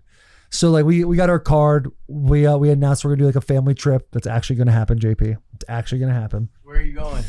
As of right now, it seems like Italy. But As of right now, it seems like Italy. As of right now, As does of right not now. make me feel hopeful. Dude, Bo, because it's not Taylor's fault, dude. He's so mean. Where I just don't prepare. I'm so at the end. Like I remember last year. You ain't going to Italy, man. When you supposed to go? When the Super Bowl ended, July, I don't know. When the Super Bowl ended, we had like whatever, a week off, 2 weeks off, whatever it was. I'm sitting there and I'm like, hey, we should go do something. Dylan's like, yeah, we should. Where do you want to go? And I was looking up flights like the next day for Italy, or just to go. It was like $25,000. I was like, oh, we're not doing that. Probably should plan for that, dude. We probably should plan for these things. So I need to do a better job. That's definitely where I can be a better husband, is those types of things. But I'll tell you what. Dude, you should even just like, to get the ball rolling, literally for like a Thursday to Sunday, go to Costa Rica. I'm with that'll you, get dude. you, that'll get it the wheels moving. Like I'm not against. I like traveling. I don't know if you do. I like going to places. No. Because you're getting mixed up. You're getting my want to of traveling and my want to prepare for traveling. Yeah. Like, and poor Taylor, she's like on her own. She's like, we're gonna go do this. I'm like, great. I can't wait. I'm not a preparer. Taylor's like not the most prepared person in the world. Like we're both kind of flying by the seat of our pants, living life, man. It's kind of sick. But I need to do a better job of that. So it seems like Italy, Iceland. I think Norway was thrown in there as well. So now the idea is we have to break this down. We have to get it done. The also thing that was tough was like my youngest, she's been sick and got Talon. And like yesterday was like Talon's worst day of being sick. So I was like, felt like really bad. Oh, on Father's Day. Yeah, on Father's Day, on her birthday. Yeah. On her birthday. So it's like, to me, I put her birthday over Father's Day for sure. Or just birthdays in general. Like the Father's Day is great and it's nice to be like loved on and stuff like that. But like, I don't know. It's like, I still want to do bedtime. I want to like kind of chill for a little bit. That's like, to me, a Father's Day. It's like, I want to just like have no one ask me to do something for a couple hours. They don't ask a whole lot, but that's kind of all I'm ever looking for. Let me help you out. Go ahead. Nashville to Iceland direct. It starts on April 20th. It's already here. That was last year. No. That's it'll go. Talon is giving birth soon. Yeah, got you. Yeah. Nashville to Iceland direct. Leave on Friday. You probably get it all done by Wednesday. Probably even maybe on Tuesday. But then you fly from Iceland to Norway, 2-hour flight. Then you go from Norway to Ireland for maybe 3 days, and then direct Ireland back to Nashville. Why Ireland? How did Ireland get in this? Just if you're going to get a like another stop on your way back home to your direct flight back to Nashville. We need to get you those days. How many days am I gone? That could be like a 12 to 14? Yeah. It depends what kind of trip you want to do. 3 countries. We need to get you just hooked up with a travel agent, bro. Then it's like when we look at pockets of time that we're going to go on vacation, it's like you give the travel agent the information, they book up the trip for you, and they kind of tell you what you're going to do, or they ask you questions on what you'd like to do. You guys just give answers. That's kind of Then they have it kind of buttoned up for you. Then you just go. Did you know travel agents existed? Or No, I know travel agents. I just never, dude. I just don't do things. I'm the same way. I know, but I need to be more intentional about that for sure. Overall, great Father's Day, Okay. and okay. I think it was an okay at best birthday for Taylor. Clump, you had a good Father's Day? Had a great Father's Day. Yeah, it was awesome. Same thing. We kind of just relaxed, chilled. Toy Story 5, which was a lot of fun. Made some Costco tomahawks on the smoker. Some great steaks. Yeah, just chilled. It was awesome. Kids ran around outside. JJ got his flags out, played a little flag football in the front yard. Just chilled. Just a nice little relaxing day. Ripped some packs. And yesterday was it the longest day for daylight? Yeah, the 21st. Summer solstice. First day of summer. So now we are in the decline. Fuck. Oh, it's bad? Well, I mean, we're good for now, but we are now trending back towards losing less daylight. I'll tell you this, dude. This might be a Kevin Central Food Clean take. This has been the best spring we've ever had. It's been great. In Nashville history. It's about to get so bad though. Now that you said that, I'm kind of with him. I'm kind of live right now, because there's a piece of me that sort of enjoys September. It's 95. It's fucking brutal, and you just know man, fall's right there. It makes you appreciate fall that much more. Because as I've gotten older, I've been like, I enjoy the 4 seasons a little bit more because it gives you something to look forward to. Still winter, I just can't get on board with that. But the spring and the fall and the summer, boys, it's awesome. Yeah, and pool will be open. You guys, hey, listen, I'll have this baby in a couple weeks. You guys want to come dip your toes in the pool, you're more than welcome. It's open for you boys. It's open. We feel good. Shout out Big Jeff Simmons. Oh, shout out Jeff Simmons. Jeff Simmons, Friend their of the show. 3-year deal. Personal friend of mine. 100+ Congratulations. million? Huge. 3-year. Nice. Shout out him. Shout out making a shitload of money before the age of 30. Now one of the top 10 highest paid non-quarterbacks in the NFL. And for all those who were very angry by our graphic this weekend, we'll get it right. I don't know if you guys saw that. No, what'd you do? We made a graphic for the top 10 highest paid Oh, players. and Jeremiah Love was in there? It had the signing bonus added in for this year. I didn't even know if we were rage baiting people at that point. It was actually we're ahead of the curve. It's kind of nice, dude. It was nice. it was not a rage bait, but turned into a very much so of a rage bait, and it was really funny to see people's reactions. Charles Cross is not the number 1 paid player, making us a lot of money, but not the number 1 paid player. We'll get it right. We'll get it right. We'll get We'll get it right. All right, Sam Darnold, big hugs, tiny kisses. Enjoy this episode with Super Bowl winning quarterback. Ladies and gentlemen, we interrupt this episode to bring you NUTRL. NUTRL tastes great. Tastes so much better than anything else I've ever personally tried in my entire life. NUTRL is made with real vodka and real juice. That's why it is delicious. Comes in a variety of flavors. My personal favorite is pineapple and lime. They have new variety fruit packs featuring peach variety 12 packs. They have new flavors, peach and blueberry. It's perfect for social occasions. It's a crowd pleaser as the FIFA World Cup 26 kicks off. Think at-home watch parties in the backyard and a day drinking as the biggest sport event of the year touches down on U.S. soil. On-premise bucket deals are a perfect way to celebrate the FIFA World Cup 2026, aka time takes the group chat, grab a bucket of NUTRLs, and kick it with the boys as you watch the games this summer. NUTRL, keep it tasty.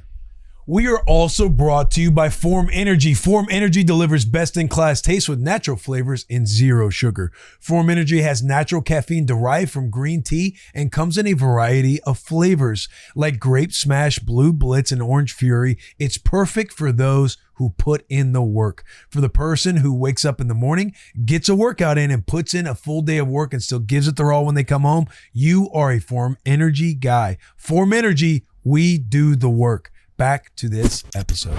If you're wondering what this interview is brought to you by, it's brought to you by Bud Light. It's always brewed with 4 simple ingredients for a clean, crisp taste. People will do anything for that clean, crisp taste. Bud Light is the official sponsor of the NFL, the NFL Draft, UFC, now on Paramount Plus. Bud Light partners include Peyton Manning, George Kittle, Will Compton, Baker Mayfield, Emmitt Smith, Shane Gillis, Post Malone, Dustin Poirier, Bruce Buffer, voice of the UFC. Stock up on Bud Light now. Head to www.budlight.com/locator to find a store near you. Our guest today is second time on the show. Friend of the show. This man grew up on the West Coast, goes to USC, is the 3rd overall pick in his draft class, bounces from place to place. Is he done? Is he not? The ringing of bust is taking place in his career, goes to the school of Kevin O'Connell, and then finds himself in the Northwest Territory and gets himself a Super Bowl, couple of Pro Bowls. Ladies and gentlemen, please give it up for Sam Darnold. I mean, buddy. Wow. Good intro. What an intro. Good intro. Thank you. That was. We have grown. I wrote nothing down. 2022. Yeah. Yeah. So Goes what's to up, Santa dude? Fran to be a backup. He's left for dead. Yeah. Guy, everyone says this guy sucks. And now he's in. And dude, how's it feel? How's it feel to be a Super Bowl champion? Feels pretty good, man. Yeah. Yeah? Just got the ring. Got a little turf burn on the ring side. Wow. Yeah. Dancing, hanging out. Yeah, how was the So, Super Bowl party? It was awesome, man. We got Metro Boom in there. So What is a Metro that's Boom? What's a Metro Boom? you serious right now? I know what Metro Station DJ, is. Do you know what producer. Metro Station is? Did you say what's a Metro Boom? Yeah. What's a Metro Boom? What's a Metro Boomin? What's a Metro Boom? It's a I person. thought you were kind of messing around. Oh, no. This is real. That's He a was, Metro Boom right there? That's a Metro Boomin. Yep. Incredible. He was he was with us for the Super Bowl, the ring ceremony, and just played all of his hits, man. It was awesome. So A lot of it's hits. good to just hang out with the boys and kind of, to be honest, it was really nice to just close the chapter, right? Because it's like you're kind of, after the Super Bowl, you're doing all the things, going to Disneyland, hanging out with your family and going back home, everyone's telling you how great you are. It's like you kind of want to just like move on a little bit. You kind of started to with the draft class and OTAs and everything else. Yeah. So you start to move on, and then it's like we got to revisit the Super Bowl again and get the rings, which is awesome. But it's like I just feel like that was kind of the last hurrah, where it was like, all right, now we're good. We're going to start training for training camp and getting ready for that. So see if you can go back to back. Yeah, we're saying run it forward, because like run it back, you know, you don't want to like look back in the past. You want to run it forward. So that's kind of what we're saying around our facility and everything. So, but yeah, there it is, the ring. You got the 12 diamonds in the middle for the 12s. Yeah, pretty Did it sweet. have like man. a switchblade engagement? Like there's a button that shoots something out? There was a button on the bottom, shoots out like the arches at Lumen Field. Like That's insane. It's insane, dude. It's getting out of hand. The rings are getting out of hand, dude. for sure. How has it been for you?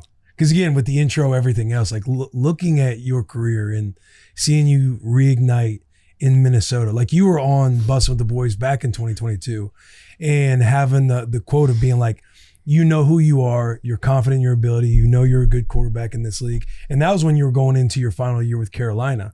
Then after Carolina, you go and take a backup job with the 49ers. So again, you even had a couple more years of kind of living in that, I still know who I am. I know if I just get with the right team, it's going to be all good. What does it feel like for you now, looking back, knowing you kind of went through all that adversity? That's right. Yeah, I think like my dad used to tell me all the time, and it's kind of a cliche, but like everything happens for a reason. And I always believe that. I always believe like at some point my hard work would pay off. Didn't know how it was going to pay off. I didn't know if I wouldn't have the career that I thought I would have in the NFL. And then, somehow that would pay off, being a dad, being a husband. It's just when you have that mindset, and really from my point of view, it's like being raised the right way, like having great parents, having a great older sister to be able to lead the way for me. Like that's really, that was the reason why I had that mindset. It wasn't because like, oh, I know this is going to help me get to where I want to get to on the field. It was just like, that's just all I knew. And that's all I know. So I think that's a huge reason why I've kind of had that mindset. But yeah, I was just going to continue to take every opportunity as it came, and understanding that, like, not with the mindset of like, oh, I got to take advantage of this opportunity. You know what I mean? Because everyone says that, but it's like understanding, okay, the opportunity's here. I just got to do my job and do everything I can to just be great and be the person that I know I can be the player I know I can be. And that was really it. It wasn't like, overthinking it or being like, oh, this is my opportunity, I got to take advantage of it, Yeah. When you're sitting there and you're in Carolina, and then you're going through the free agency process, and you figure out, okay, I'm going to go to San Francisco, and I'm going to be a backup in the league for the first time. And I'm assuming since before even high school that you're going to be a backup. Right. What is that conversation like with your agent? What's it like with your family, with your wife, and then with yourself in the mirror as well? Because we all have, like, we always play the game in our head when we're going to sleep at night, and we're dreaming about how it ends or how our careers go, and we feel like we're writing our own story. Yeah. And clearly none of us have written our story, like be a backup for a few years and figure it out. Right. So like you're essentially having to have an ego death going back to the state you grew up in. A lot more people have access to you again. And you went from this guy being the 3rd overall pick to, well, now he's a backup. Mm-hmm. So how was that for you in that off season? Yeah, I think for me, it was like, just like you mentioned, it was kind of like looking myself in the mirror and just being like, all right, this is what I need to do this year. I'm not going to get an opportunity to be a starter. And I think going to San Francisco, I mean, shoot, you guys saw what Mac Jones did this year. Like, I understood that, like, quarterbacks in that system, quarterbacks with Kyle, you look at Brock, all the success that he's had there, like, quarterbacks just thrive in that system. And it's also because they have really good players, but just getting to know that system and getting to know those coaches, like, that's really why I decided to be a backup in San Francisco. Mm-hmm. I thought that would be the best place to just go. And people say it all the time, and I've heard it, but like, I feel like I got my PhD in football when I went to San Francisco. And that was such a blessing for me to just be able to learn from Kyle, Brian Greasy, the Kubiaks, Clay and Clint, just such a great coaching staff. And then to be able to not only learn from Brock, I've talked about learning from Brock quite a bit, but like all the great players that are over there in front of the program, George Kittle, Fred Warner, Christian McCaffrey. Like you got all those, Trent Williams, of course. Yeah, you just have all these studs that are over there, and to like learn some of their habits and like stuff that they do in the off season, how they get better. Like it was just such a great opportunity for me to just go there and be a sponge and just learn so much football, learn about how to take care of my body off the field. And again, can't mention Brock enough, but just the way that he prepared really showed me like how to really prepare, because you know, you don't know what you don't know. And I think for me, like being able to go there and see like how efficient he was, because like you can put a ton of time in, but you could be doing it the wrong way. And he was so efficient with his time, and he would cut out 3 or 4 hours of like studying throughout the night, because that our game plans were crazy. Our game plans are crazy with all the run cans, run to pass, pass to run to run, like all these different cans. And the system is so intricate. But that was so fun. It was so fun to like go learn football there. And I'm so thankful for that opportunity that I got in San Francisco. From a leadership standpoint, are you sitting there and having to consciously take a step back, knowing that, all right, this is Brock's team right now, I am the backup in this situation? Like, was there I guess a learning curve for you? You got to figure out, you're sitting in a different seat essentially of this team. Yeah, for sure. I think for me, like going into it, right, like that was right after the NFC Championship. Brock hurt his elbow against the Eagles. And so I was kind of going in like, okay, maybe Brock might miss the first 2 or 3 weeks of the season. I might have a chance to go in and play, potentially play good football and continue to build that resume for the next chapter in my football career. And so that was kind of the mindset going in. And then Brock obviously, you know, has a really good rehab process and he's ready for the season. I end up not playing meaningful downs, which was great. You know, I ended up learning a ton, but like the mindset going in was like, oh, I could potentially play. Like that was another reason why I went there. You're kind of hoping he's lazy with his rehab. Yeah, exactly. Yeah. I told him I was lazy like, enough to miss like the first couple of weeks. Yeah. Yeah, I would like, you know, kind of put it in his ear a little bit like, dude, I don't think you need to do this today. Yeah, like, don't rush just it, take a day off, man. Yeah, exactly. You're good. No, but Brock's the man. I learned a ton from him and Brandon Allen as well. Brandon Allen helped me a ton throughout that season. So, dude, I'm fired up to ask this question right here, because we had Coach McVay on. Like, I was around Shanahan in Washington when he was young, but having Coach McVay on, he speaks so highly of Coach Shanahan. Mm-hmm. Since you've been from the Jets, an organization like Carolina, you got to taste it with the 49ers, even as a backup role too. Like as a vet and a backup, you almost have a different like observation of seeing how a franchise runs and operates compared to where you've been in the past, where you were the man. And then you've been with the Vikings and now Seattle. But what about San Francisco do you feel like you learned so much to where you're sitting back in the backup role, like in the rooms, and be like, this organization, this staff like has it figured out? That's right. Yeah, I think to your point, yeah, I didn't even think about that, but you do have a little bit of a wider lens when you're a backup, because you're not necessarily as stressed, right? You're going through every week. You're like, all right, I got to know what I got to do. You know, got to know the playbook, got to know, you know, if I go in there, what plays they're going to call and all those things. But you do kind of get to, you know, see things and notice things throughout the season and just that staff, man. I think the main thing that I learned was just there was an answer for everything. Like if one play didn't have an answer for a certain scheme that the defense ran, it was like that play can't be in. Or if that play is in, we got to have a can for it if they do bring this pressure or they have this coverage. So I think that was one thing that I learned was like it was going through every single play with a fine tooth comb, and it was so great to see that for me, because I was like, oh man, they're literally looking at everything that this defense does. If they ran one pressure, and it could have been a bust by the defense, like if they ran one pressure in week 1 and they haven't shown it all year and it's week 10, but we don't have an answer for it, like we're probably not going to run that play. And so just the level of detail that they had every single week was absolutely incredible. Jesus me up. It is crazy because that whole tree of all those guys, it just seems like they just operate at a much higher frequency than the rest of the NFL from an offensive standpoint. Yeah. It's that I feel like it's that system too, like that West Coast, like there's just with the protections, like the play action protections, the run game, like there's rules for everything. And the players know it too. Like if something is going to break a rule or you say something in a meeting that isn't quite aligned with how we installed it in training camp, then the players are going to be like, whoa, we can't do that because it's breaking one of the rules, whether it's in the run game or protection.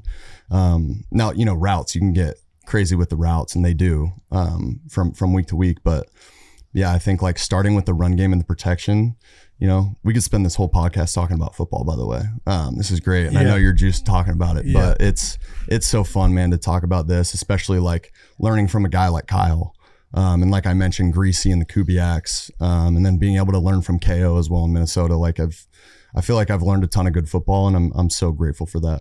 Yeah, because I know with my experience, whenever I came to Tennessee, and I had like my practice squad year, Mike Shanahan was the head coach, so I didn't really have much experience with him. But having Jay Gruden as the head coach, and then going to Tennessee, when I was sitting back and seeing the way Vrabel would run team meetings every morning and talk about here's how we're going to win the game and the why of how we're going to win the game.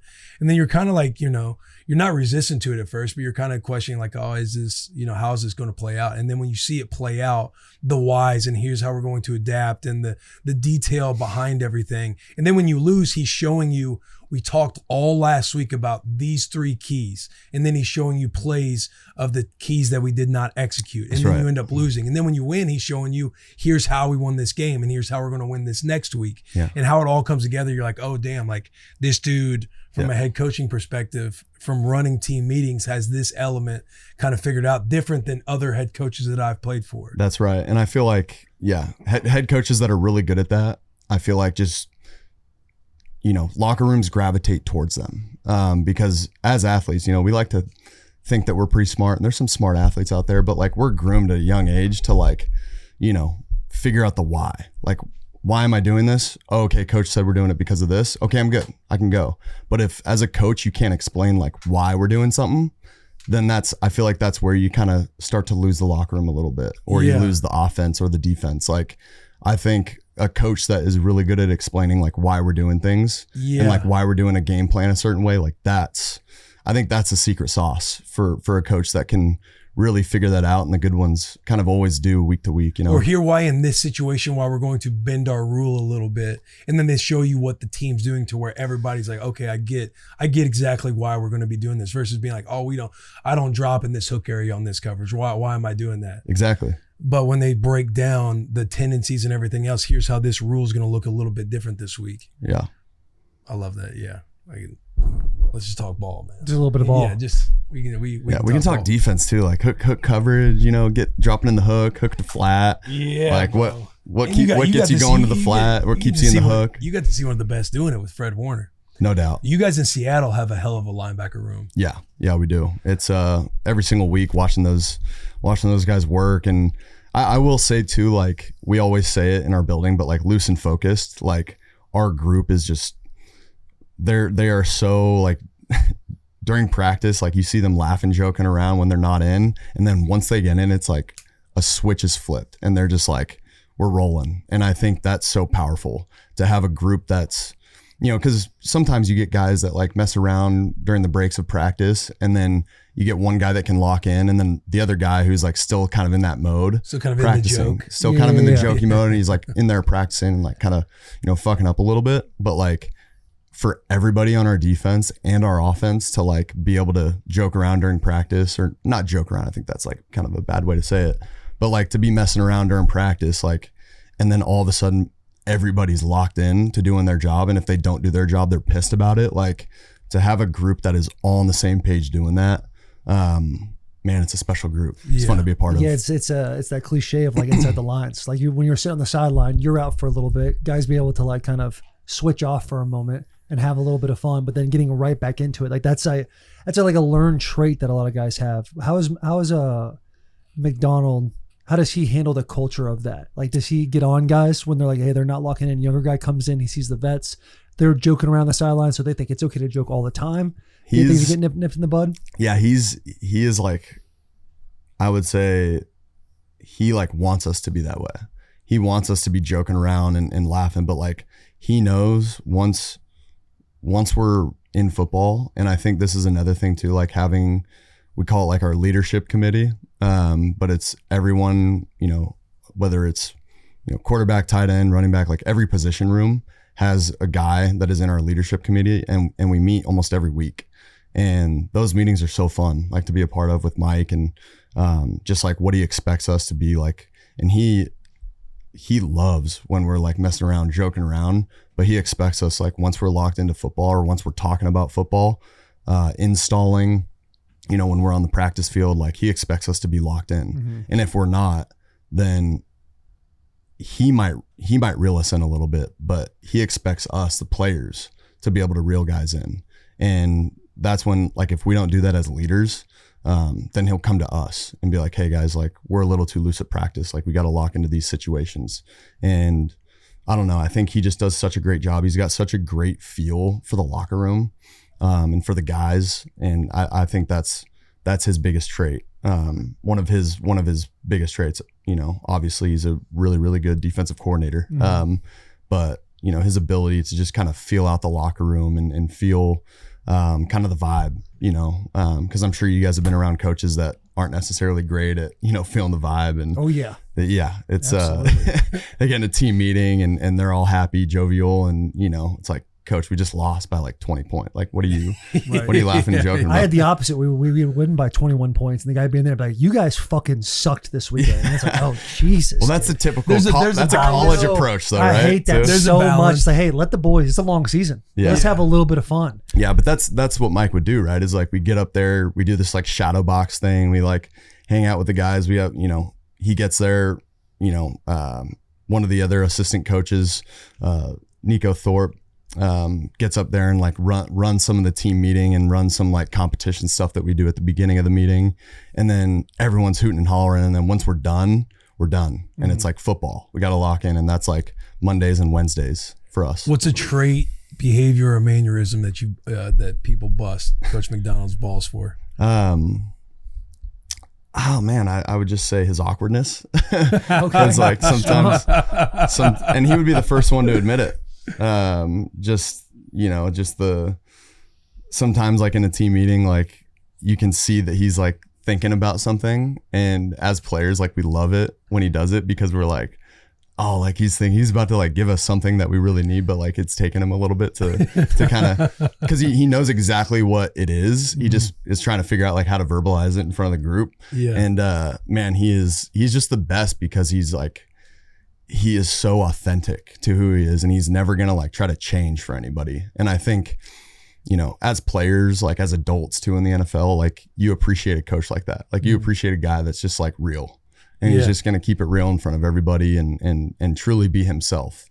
And he expects us to, like if he's not being him, like he expects us to call him out on it, So he's a great guy. But yeah, I think his best trait or his funniest trait, I should say, is just kind of how he is in front of the group. I think it's just takes amazing. a good pause trying to figure it out. You're like, oh shit, Everybody here just he goes. stays quiet. He does, yeah. He's thinking something here. He's gonna drop a bomb on us in a second. And Yeah, that's and then all I when have he- to say when he- about that, fellas. And then when he thinks, and then it's like not as good as you would hoped. It's Yeah. like, come on, coach. yeah, Like, yeah. you had that one in the bag. Exactly. You had us right here. You just Yeah. you had to bring it home a little bit. Yeah. No, Was- he's great though. Was it did he go into your thought process at all when you're going from Minnesota and you've been to two offensive minded head coaches and then you're looking at Seattle? I'm sure there's a lot of other options as well, but this is a head coach with a defensive background. Did that like make you a little nervous at any point in the free agency? Not really, to be honest. I was really just looking at, the best. How you could get paid. Yeah, the most bad. Yeah, that's right. Get Yeah. back, yeah. Not really, man. Whoever had To the be bag. honest, it was like whoever just signed the biggest check is where I It was was, in my eyes, it was okay. Like obviously you want short-term success. You want to be able to go there and win. Mm-hmm. But also kind of looking at long-term, which was kind of the secondary thought, but obviously short-term and then long-term. It was like, dude, we got a great defense. Like I played against them when I was in Minnesota, and I was like, dang, dude, this defense is so good. Like so much raw talent. And just the scheme that we were going against, I felt like the scheme was really tough. And then, to be able to have Clint Kubiak, knowing that he was going to be the offensive coordinator, knowing that we were together in San Francisco, knowing it was going to be that West Coast system, man, that was really the draw too. And then a lot of the skill players that we had, right? I mean, like Kenneth Walker, Jackson, Smith and Jigba. This was actually before we signed Coop, but adding Cooper Kupp was huge too. But then even the tight end room, like, AJ Barner, like that dude he's one of my favorite people on the planet. And he's an incredible person. I'm sure he would love to have a chat with the boys, but he is gotta get him on. He's incredible. We've been around the boy a few times. Yeah, he's the best, man. But anyways, yeah, just I think AJ's actually a great example of like what we are as a team. Like he is like just a football guy, man. He really like doesn't care about anything else. He just wants to like continue to get better at football. Like it is almost to a fault. It's pretty awesome to be around, but man, it's a fun team to be around. And I think I kind of had that feeling too, when I decided to sign with Seattle. I was like, right when I got in the building, I was like, oh dude, like this place is great. Like, everyone is, no one's like really tight. I know that, that was kind of the thing, I feel like, right? Like 10, 15 years ago, maybe, before I got in the NFL, it was like, not necessarily tight, but, you talk about like the Belichick way. I know you're with Vrabel early on in Tennessee. He was a monster. Flores in Miami. You'd be tight walking in there. But you walked 2018 when Vrabel walked in the bill, like when he took over, it was like assholes were puckered. Yeah, I kind of hated playing. We kind of hated playing at that point anyway, but Vrabel made it that much worse, man. Which like there's an aspect of that can be good. There's an aspect of it like where, you're a little tight and, it's like, oh shoot, like I need to be on my game every single day I walk into this building. But we know that. And it doesn't necessarily need to be tight all the time. Like when you're walking around the building, you shouldn't be like nervous that you're going to see a coach. You know what I mean? Yeah, right. So just to be able to have that combination of, that what we say like loose and focus, but like just to be able to be loose around, a guy like John Schneider. You see the GM in the hallway. A lot of guys would get tight. It's like, no, that's a great dude that you just want to hang out with. You know what I mean? And so I think just having that vibe, like right when I got there, when I decided to sign there, it was a great feeling. So just to be clear, that image that Mitch just had up a second ago, that had nothing to do with it. You're looking for the best opportunity. I mean, dude, like it had something to do with it. That's kind of nuts. That's got something to do with it. Bro, is what was the feeling and the juice like coming into your body? Like the years of adversity, the years of like learns, being labeled as a bust, like all these things. Even with Minnesota, JJ got hurt and you got to play that year. And then you got to win 14 games. And then you hit the lick of, you signed a 3-year, $100 million deal. Like at what moment did you ever take a moment to where you're like, fuck? Yeah, there was a moment, right when to be honest, like right when my agent called me and he told me that was the offer. And then there was, a couple others where I was kind of thinking about, okay, do I want to go there or Seattle? It was surreal, man, to be able to, have those champagne problems of like, oh, I got some multi-year deals to be able to go where I want. Like it's incredible. But again, there is that. Thanks, man. Yeah. It's sick. And you're doing a great job. There is that thing though. Of I also don't feel bad because you're a first round pick, but thinking of the whole picture. But that's old CBA. That's new CBA. No doubt. CBA No first doubt. round No pick. doubt. Speaking That's of only that, like 20 mil. we had our like first little rookie show, right before we ended mini camp. We all went to dinner and had like a rookie show, and you get guys saying there's obviously like name, school, signing bonus. We got guys saying name, school, signing bonus and what they made in NIL. Dude, the NIL stuff. What have you heard? Talk to me. What's the most we got to know that? One of the kids will Because be these like, kids won't tell us. one of the kids will be like, oh, my name's da-da-da, went here, and they're like, oh, I got a $20,000 signing bonus, and we're like, NIL, and he's like, 800,000 NIL. And you're like, Isn't that fucking nuts? dude, They're taking a what? pay cut to play in the league. That is insane. That's what I said. You want to chase your dreams, it's going to cost you. Literally cost I you was money. like, dude, I would do the same thing. Some of these kids, I would try to play 7 or 8 years in Yeah. college. Go find the local judge. Tell him to give me another one. Exactly. Hey, Will and I have been looking for our COVID year. We're trying to come no back. comment. Yeah, Go no back comment. to college for a minute, dude. It is fucking wild. yeah, Brandon Whedon. Yeah, exactly. He's a 26-year-old rookie. Yeah, that's right. Just nuts. But hey, when you're getting that call and your agent's like, hey, Seattle, we got him. Or when you hang up $100 the million phone. contract, 3 years, and you're like, yeah, okay, all right. All right, you're trying to play it cool. Who's the first person you're talking to? Who you calling being like, guess what? 9 figures in the bag, dude. Honestly, You have a phone number? My bank account is a phone number. not to be corny, but probably my parents, man. It's like, yeah. To be able to tell my parents that like was a pretty special moment. You know, and again, like there is a point where it's like, yeah, I signed this great contract and it's awesome, but then it's like, now you got this next chapter of like, oh, now you signed a deal, like you gotta go perform now. And it's like, so like now that's the next step. And then, you know, after this year you win a Super Bowl and it's like, okay, well, you know, you gotta defend it. You know, how are you gonna match that year that you just had? And it's like, God, can we not just like yeah. Can we just win the Super Bowl party? Should we just stop doing football and we just be happy with this? Great, We'll be the last ones to win. It's great, dude. Like that's what keeps you going. And I feel like that's what, you know, a guy like Tom Brady, right? You think about like, dude, like you've won all these Super Bowls. Like, why not just call it quits? Like, why do you go to Tampa Bay? And it's like, shoot, you look at him winning a Super Bowl in Tampa Bay, but it's like that there's that chase of like, that never ends. You know what I mean? Like you're never satisfied of like, oh, like we won the Super Bowl. Now, like, I don't need to really train that hard. Like, you know what I mean? It's like, no, like I, you know, took a two week break after I was done with the Super Bowl. And then I got back on the bike and started some cardio stuff, lightweight training. But it was like, dude, it was great to like get back into training. You know what I mean? Cause like everyone talks about like, oh, what was the best part about winning the Super Bowl? Like, when did it like really sink in? And it's like, it never really like hits you. Like there's never like this moment where you're like, oh, that was awesome. Not even when the clock strikes zero and the confetti's coming down, dude. Like, and you're hugging Barner and be like, "We fucking did it!" You start crying, tears are coming down. It probably did, but it probably didn't hit you the way that you might have assumed. You're just like, dude. Too many good movies out. That's the fucking problem, man. The other thing too, man. Yeah, that's right. You're like, oh, I guess we fucking won. Yeah, we did it. The other thing. That's it. That's what I've been chasing my entire life. Is this moment, dude?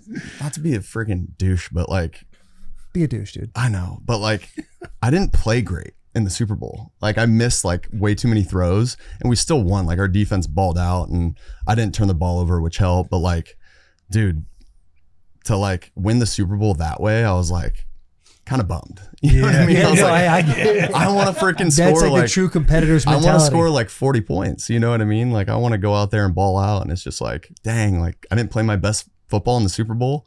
Like that, and sucks. You kind of still want to punish yourself by just going through meetings next week, but nobody cares anymore because you all won. You're like, all right, yeah, I guess. Have you watched the film back? Have you watched Super Bowl film? Yeah. And what throw in that game are you like? Everybody's out getting blacked out, and he's just back in his room just watching the parade's going on. He's on the iPad. He's like, how did I fucking miss that throw? I just recently, like it was probably like, you know, right before OTAs I watched it. No, but it was really like knowing that the coaches are probably going to bring up the tape. So I was like, I should probably watch this. Yeah, be prepared. Be a little prepared. But dude, yeah, there were a couple throws. There were a few actually, but just there was one early to Jax when it was a third down. We were beating protection, so I had to kind of scramble and make a play, and Jax was wide open. It was a tough little throw. I had to put some touch on it, but just overthrew him a little bit. Would have been a touchdown. They played 0 in the fourth quarter. I had Sheed. We actually had it blocked up. It was like blockable 0, and had a big post to Sheed, and I just overthrew him till too juiced up, you know. And then there was an out route on the right side to Coop. I think it was in the third quarter maybe. But again, it was against 0 coverage, and it was an easy out route, and just missed it. And it was like, dude, like, how am I going to miss these throws right now? Yeah. Like, are you kidding me? In the moment, are you thinking, what a fucking, how do I miss that? Or are you like, hey, you're in the next play mentality kind of mode? No, right away, it's like, how the fuck did I miss that? Yeah. Is this it? Are we reliving this? What's going on? No. Dude, Sheed, massive move mid-season to get Sheed. Oh my gosh. Well, you know, huge snipe. It was a bummer what happened to Torrey Horton, right? Because Torrey was balling out. He had a great game against the Commanders. And then literally that next week, he's got some like shin stuff he's dealing with, and he's out for the season. So we were like, dang, and Torrey's our speed guy, and he was taking back some punts early on in the season. And so we're like, dang, like, you know, we still got guys that can kind of take the top off, but like we need a real speed guy. And so John, sure enough, goes and gets Sheed, which was just like, dude, honestly, like one of the biggest difference makers for our team last year. Like to be able to see like the returns that he had, punt, kick returns, the big plays that he made on offense, like there were a couple plays against the Colts that he made in a 2-minute drive that won us that game. Like he was, and then just like him as a person, like coming into our culture, like he was the perfect guy to come in because he was just like, I'm just going to work and do my thing and do whatever the team needs me to do to win ball games, man. And those are the kind of guys that you want to go play with. What a win for him too, going from New Orleans. Like they were obviously not that good last year, but going to Seattle and winning a championship. That's just reality clump. They just bad. You know, he was pumped. Yeah, they're trying to have a good time. They're popping on Bussin' With The Boys, like, that's a crazy straight. I'm going to change the channel now. But whether you're, I mean, you guys know this, but maybe not actually. I mean, you were with a couple teams for a long time. You were the same team, but like as a guy that's kind of been around for a little bit, like you want to stay in the same place. You want like stability, you know, and obviously for Sheed looking back, he's probably like, dang, I'm so happy I went to Seattle. But like, I think the dream as a player is like you want to stay with the same franchise for your whole career.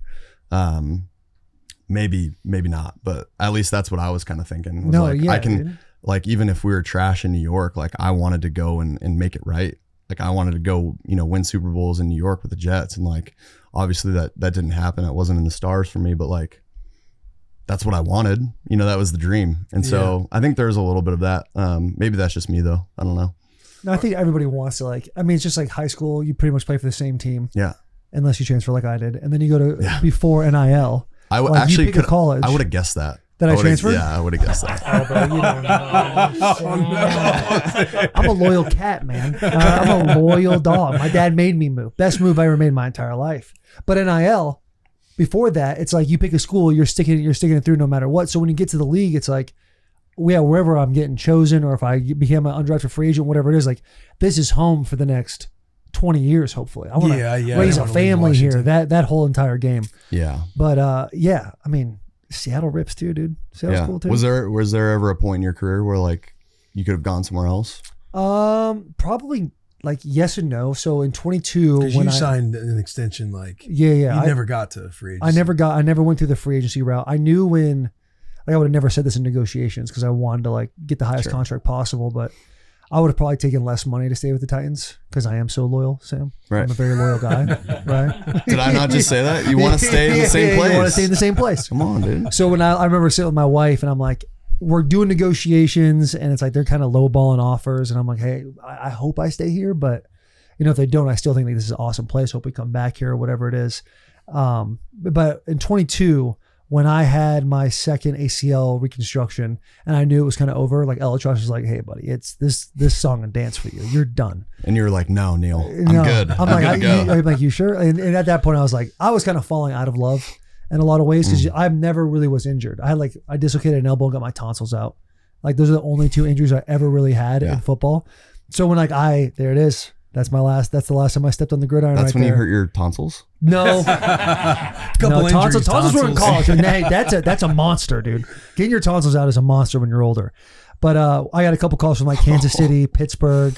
What you got? One of the top right. That's when I did tear my ACL. Oh, sorry. Yeah. No, I mean it's okay.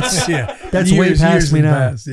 AJ Brown. That's a tough look though, man. Yeah, it was a screen pass to AJ Brown, and he didn't get the guy to turn his shoulders, so he was so pressed on him. I went to cut, and that was the end result. Everybody's like, "Oh, is Taylor okay?" Like, it was non-contact. So wait, ooh, that's not good. It's not so good. you're blaming AJ for that one? Yeah, I think I'll blame anybody. Yeah. Blame AJ for tearing my ACL. Clip it. This is the tonsils right here.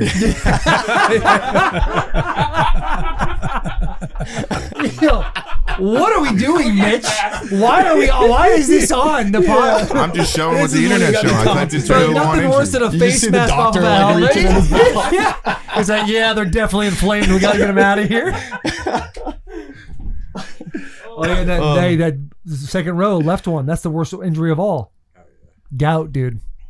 Oh, dude, my buddy had that. Okay, so you're aware. Dude, in Bali, he said it was like the worst thing he's ever felt in his life. That's all I need to hear. And that's how you get it back on your side, dude. Yeah. People want to know pain, dude. Get you some gout. Have a little too much wine and a little too much red meat, Sammy. I'm surprised you can get gout after the Super Bowl, dude. That's right. There's that one right there.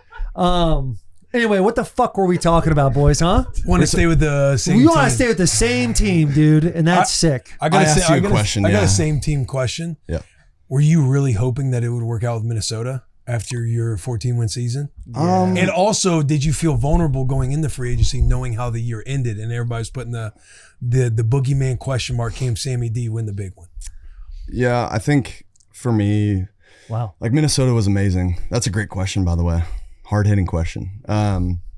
But for me, like I think, having success in a place and like getting to know the guys in the locker room, right? Like of course, like you want to make that work. But like shortly into negotiations, it was like, all right, this isn't going to be the spot. You know what I mean? How did you know that? Because it was like they might have offered a low, like 1 year or something. Yeah, that's exactly right. And for me too, like I'm not one of those guys where I'm like spiteful. Like I get where the GM was coming from. Like I totally do. Like you see it with a lot of teams. Like you saw it with San Francisco. You saw it with Houston for a little bit, like with CJ. Like these rookie quarterbacks and their rookie deals, like trying to strike hot while you have a rookie quarterback so that you can pay other guys around him to get the team really good. Like I get that part of it. And I get also drafting a guy in the first round and understanding and having a belief that he's the guy. And so for me, it was like, I kind of had to put that hat on where it's like, I understand. Like I totally get where they're coming from. And again, like going back to the beginning, like everything happens for a reason. Like there is a part of that too, where it's like, okay, I'm not supposed to be in Minnesota this next year. And like, that's okay with me. And so to be able to find that next spot and like getting my mindset to be like, okay, where am I going next? Like, and to have an open mind with that conversation for myself, right? Like having those conversations with myself, like to be able to have that open mind of like, I'm going to go somewhere else and I'm going to go have success there. I think that took a lot of, really a few days of conversations with myself to be able to get myself to be like, okay, like this is the next step and it's going to be great. So yeah, Are you able to share what the 1 year offer was? No. Why not? What do you mean, why not? What do you mean, why not? What do you mean, what do I mean? I'm saying you already signed with Seattle. You've won a Super Bowl. No, Hayes in the barn, buddy. No. They got 9 now. And Kyler Murray. Over under Oh, it was a fun game. You should play this game. It's fun. over under 27.5. Dang, dude, 27.5. It's a good number. How'd you land on that? I don't know. I was looking at a 3-year, $100 million. Yeah, no, that's a good number. So that's like in the 30s. And then if they're coming in at a low ball, Hey, Will, any Will, other- Will, I any think other you guesses? nailed it. I think you nailed it. stay with me. Okay. I'm not gonna answer. Why not? Say It's it. not. No, dude, no. So over You're a under friend of the 20, show. over under 27.5. That's a good number. That's a good number. I love the show, and I'm not. I would love to. Have a clip here of me saying the number, but I'm just I not think gonna we do got it. the clip. Did I think you? we got it. I think so. I think we got Okay. him. I mean, we've always been a gotcha type of media company. So this Yeah, is exactly yeah, right. We're, That's hey, exactly right. We're trying to get him right now. That's it. What other teams that were in free agency coming at you? That's also a great question. You can't even say what the other teams were. That No, I mean I don't. I think can we there's guess colors and you just tell me yes or no? yeah, Yellow and black. potentially. Oh, We're gonna get the potentially. boys in. being nasty. Let me ask you this No. question. Got you. Oh, got you. I Who's think no? Hang on. I need. he I'm goes not up. no, but I didn't know if it was a full. Anyway, let me ask you this question: why do you think it's a big deal to answer those questions? I just don't think it's fair to other people that are offering me something or in the position to be signing other players, and I just don't think it's fair Fair to other enough. people. Hey, Hey, that's a great was answer. there ever a chance you could have been in Nashville? That would have been a good spot. I love it here. It's really hot right now, but It's really hot It right is now. hot. Yeah. It is hot. I would, Nashville's a great spot. Thursday, Will and I were in the truck. And we got in his truck. It was 111 degrees, according to his truck. And we're driving. We're like, imagine if we were playing football right now, how awful this would be. And then we looked at the time and date. It was like, oh shit, like The Titans are literally on the field they're right on the now. field right now. doing OTAs. Were you the guy that had like water seeping out or sweat like seeping out of your cleats? I was a sweaty boy, but there was like guys that were way sweatier than me that I never took that title. Okay. You know? I was gonna say you were a pretty sweaty guy. I was a sweaty boy. I would lose weight like a motherfucker. Yeah. It's also tough being over 300 pounds and, you know, Thank you for kinda understanding my have to truth. You kind of have to be a sweaty guy, right? Yeah, you got to be a sweaty guy. But like Corey Levin, friend of the show, the Muffin, he was a guy that would have to change his pants. at Nasty practice. sweaty boy. Yeah, the Nasty worst. sweaty Nasty boy. sweaty I was a boy. classy sweaty boy. Yeah. Yeah, There's still a a sweaty boy. difference. Yeah, That's right. still a difference. Well, the worst was like having a center that sweated a lot. Yeah, That would be the that's- worst. That's his boy right here. Is that Levin? He's the center. Yeah, Levin, he's a Well, center. that's why he's changed his pants. Who's the It's not worst- his decision. It's a quarterback. Who's the worst center when it comes to sweat in your career? Oh man, he's gonna appreciate this shout out. But Jonathan Harrison, when I was with the Jets, he was a sweaty boy. Sweaty boy. And then Spencer Long as well. Yeah. Spencer Long, Long, good Nebraska boy. boy. Nebraska guy. Yeah. Those guys with the Jets, because New Jersey got pretty damp, pretty humid during training camp. So those guys would both. I remember also, I think it was a little bit of me being young, of like, dang, like I don't know if I can throw this football. Like the NFL ball's a little bit bigger, and it was like wet after getting it from Spence. You know what I Yeah, mean? So yeah. it's like, Spence dang, was funny to be around too. am I gonna have to like wear gloves like Teddy? Like what is, you know what I mean? But no, they were great, man. They were great. Like honestly, changing the pants was a game changer. You know, when they started doing that for me, that's love. That's real love when you got a center that can change pants for you. That's love. Because Yeah. that's a majorly inconvenient, especially during camp. Yeah. When you have to go in there, change the pants. It actually might be a nice little break. Well, no, they brought pants out there. He's not like going back into the locker Well, yeah, but room. you still got to do it. There's the braces. Did you guys do braces everywhere you've been?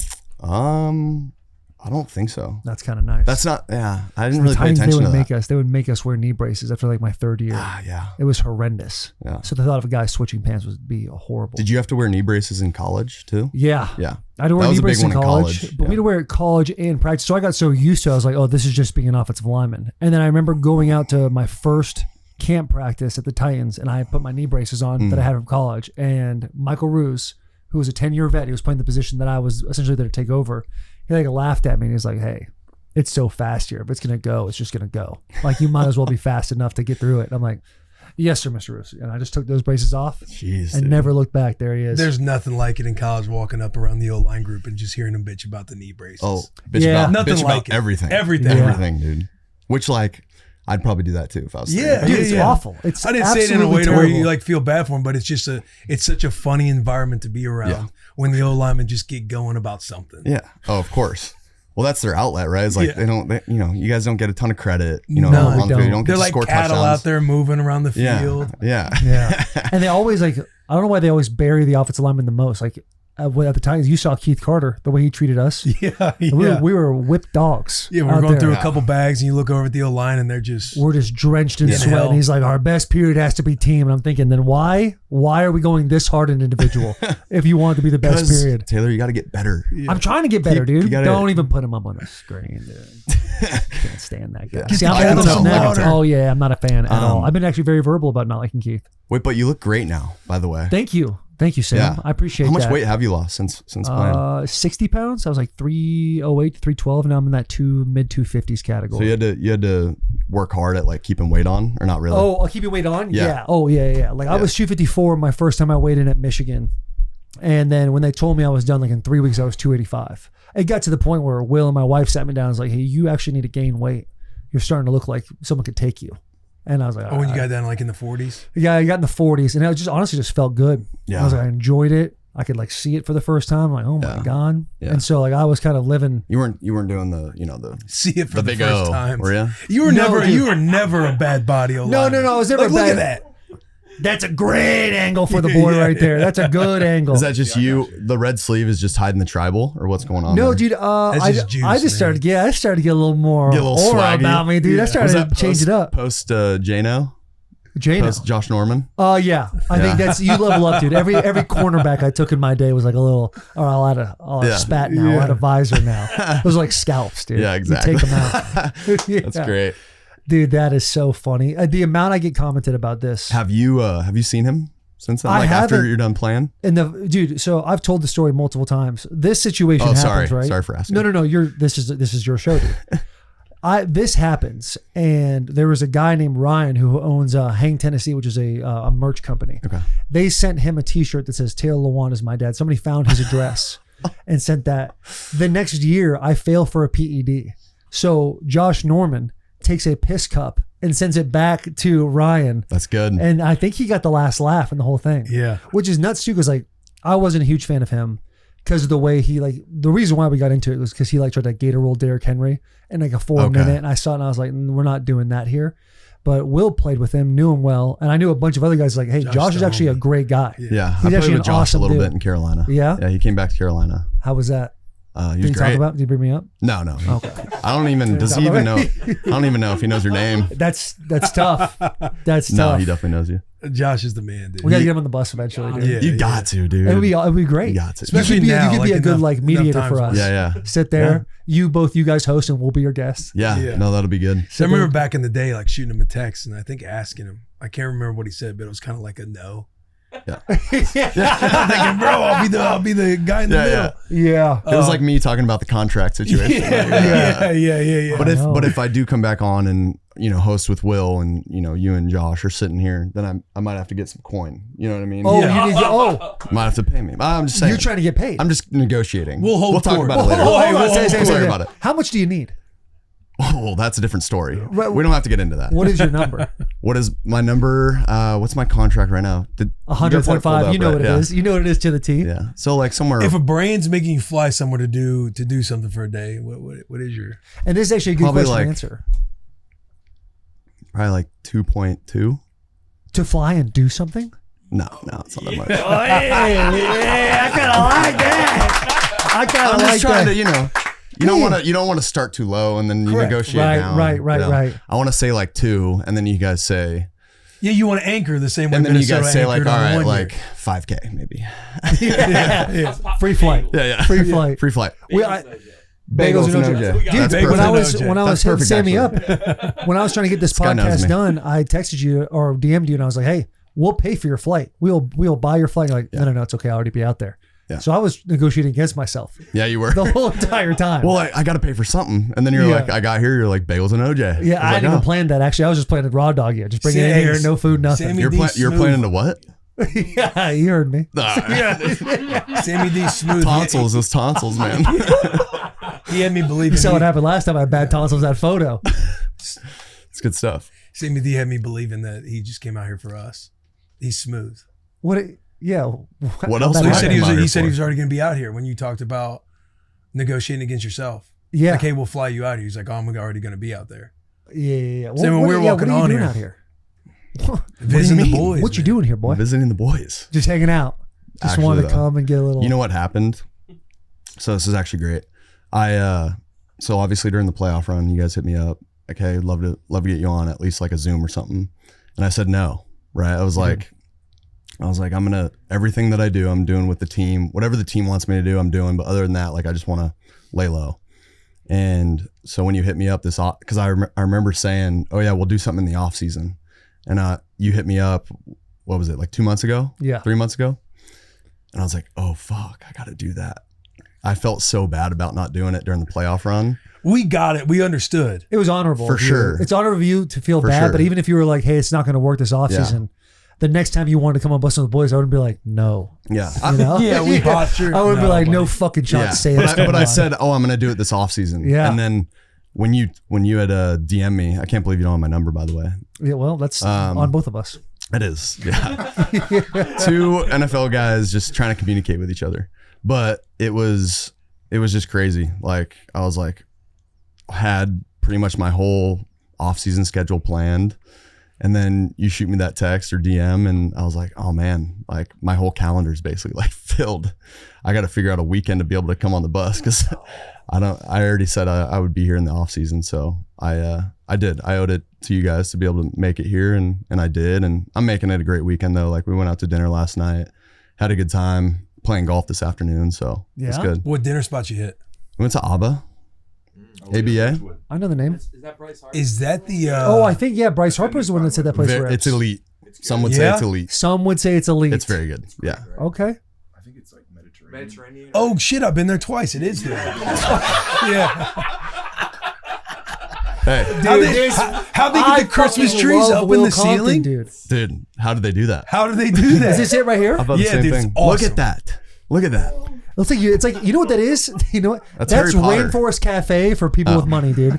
That's what that is. It's good, man. It looks unreal. You guys did switch the AC off, didn't you? Yeah. It's got It a was little hot in cold here, huh? first. Nice. I like it. Get a little sweat. Yeah. What kind of sponsorships come your way after you win a Super Bowl? You said 2.2. I know some. Bud Light was a good one. Shout out Bud Light, dude. Shout out Bud Light. Clean, crisp, and delicious. Yeah, so I did a little thing with them after the Super Bowl for the parade. Had the goggles and that working. So that was a good one. You got them all up right there. That's perfect.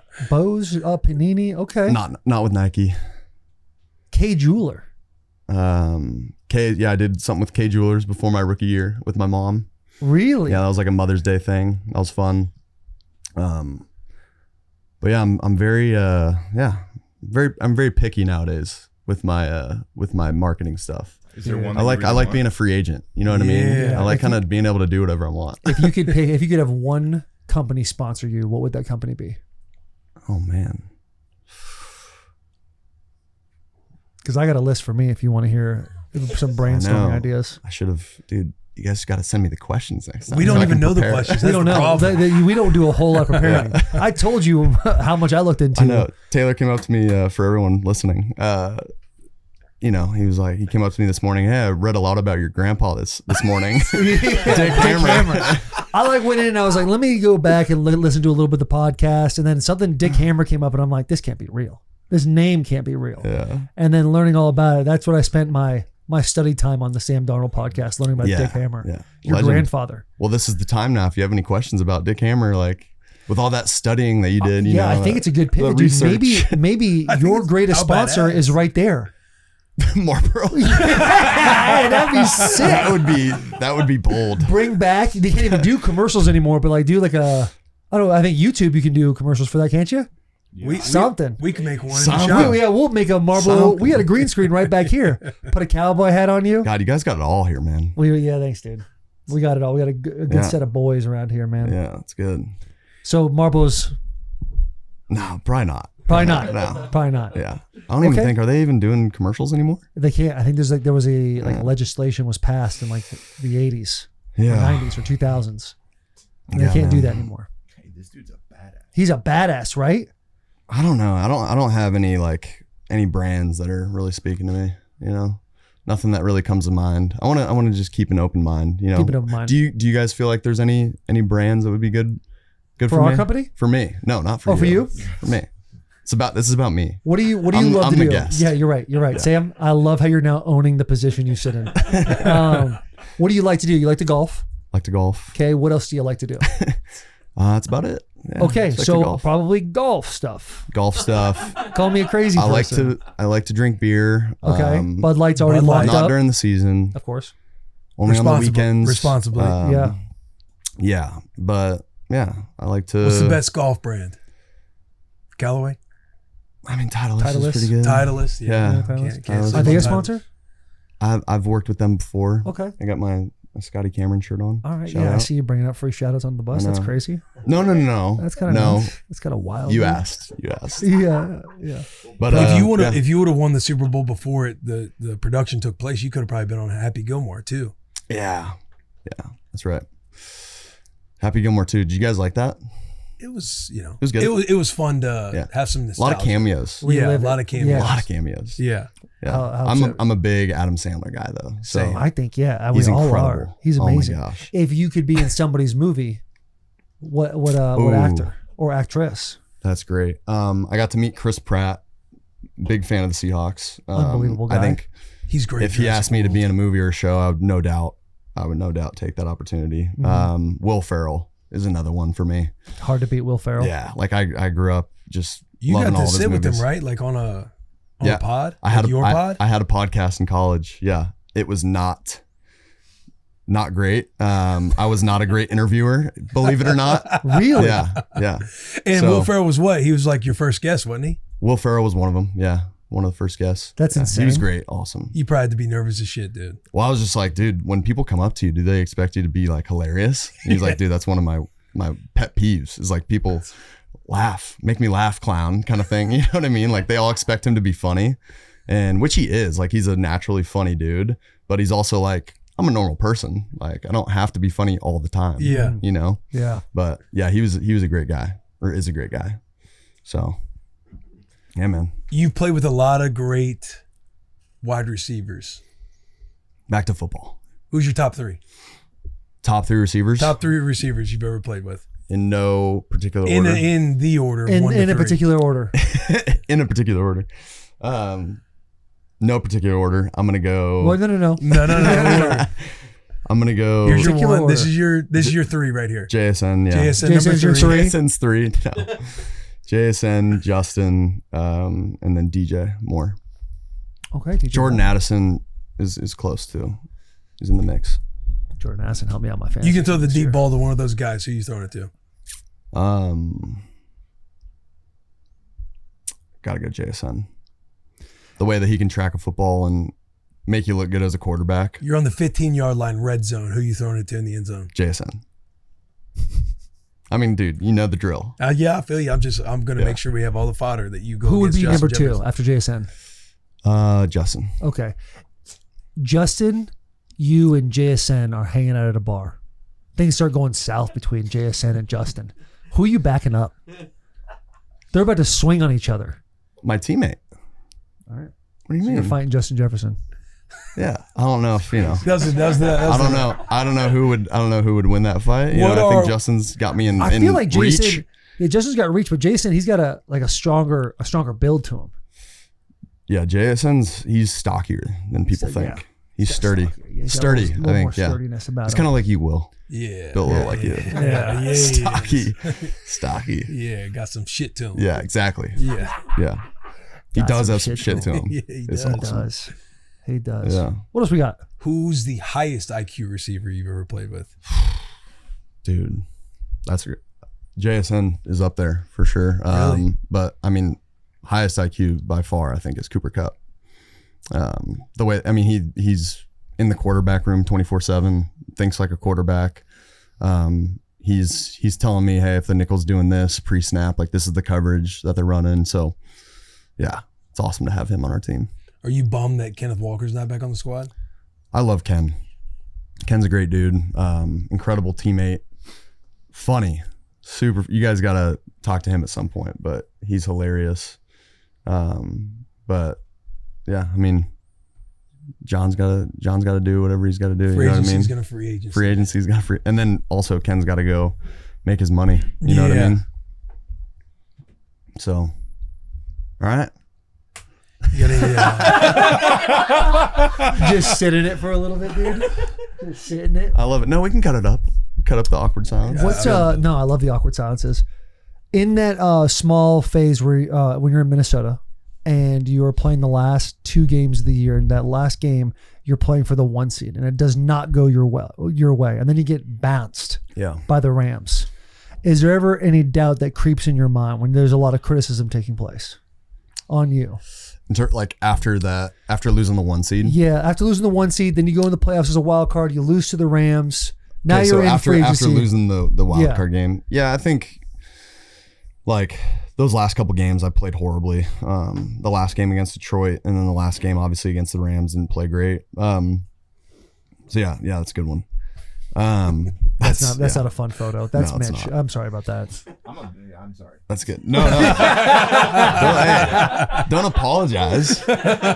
he was about to defend it. No, that's good. I'm sorry. But no, I think like with anything, right? Like you're gonna have doubts about something, whether it's a podcast, whether it's going out there and playing good football. Like there's a little bit of doubt, but it's about like how to quiet that, or like how to be able to. I think the belief and the trust that I have in myself outweighs any doubts that I ever have. I think that's the better way to say it. Because like to sit here and say that I never had a doubt, that I'd just be lying to you guys, which I would never do. We never do that. I'd never do that. We're too close. Yeah. Too much character. Yeah. If there's how do you when those doubts creep in, because you have to have belief in yourself, but at some point there's always that like discover like, am I who I really think I am?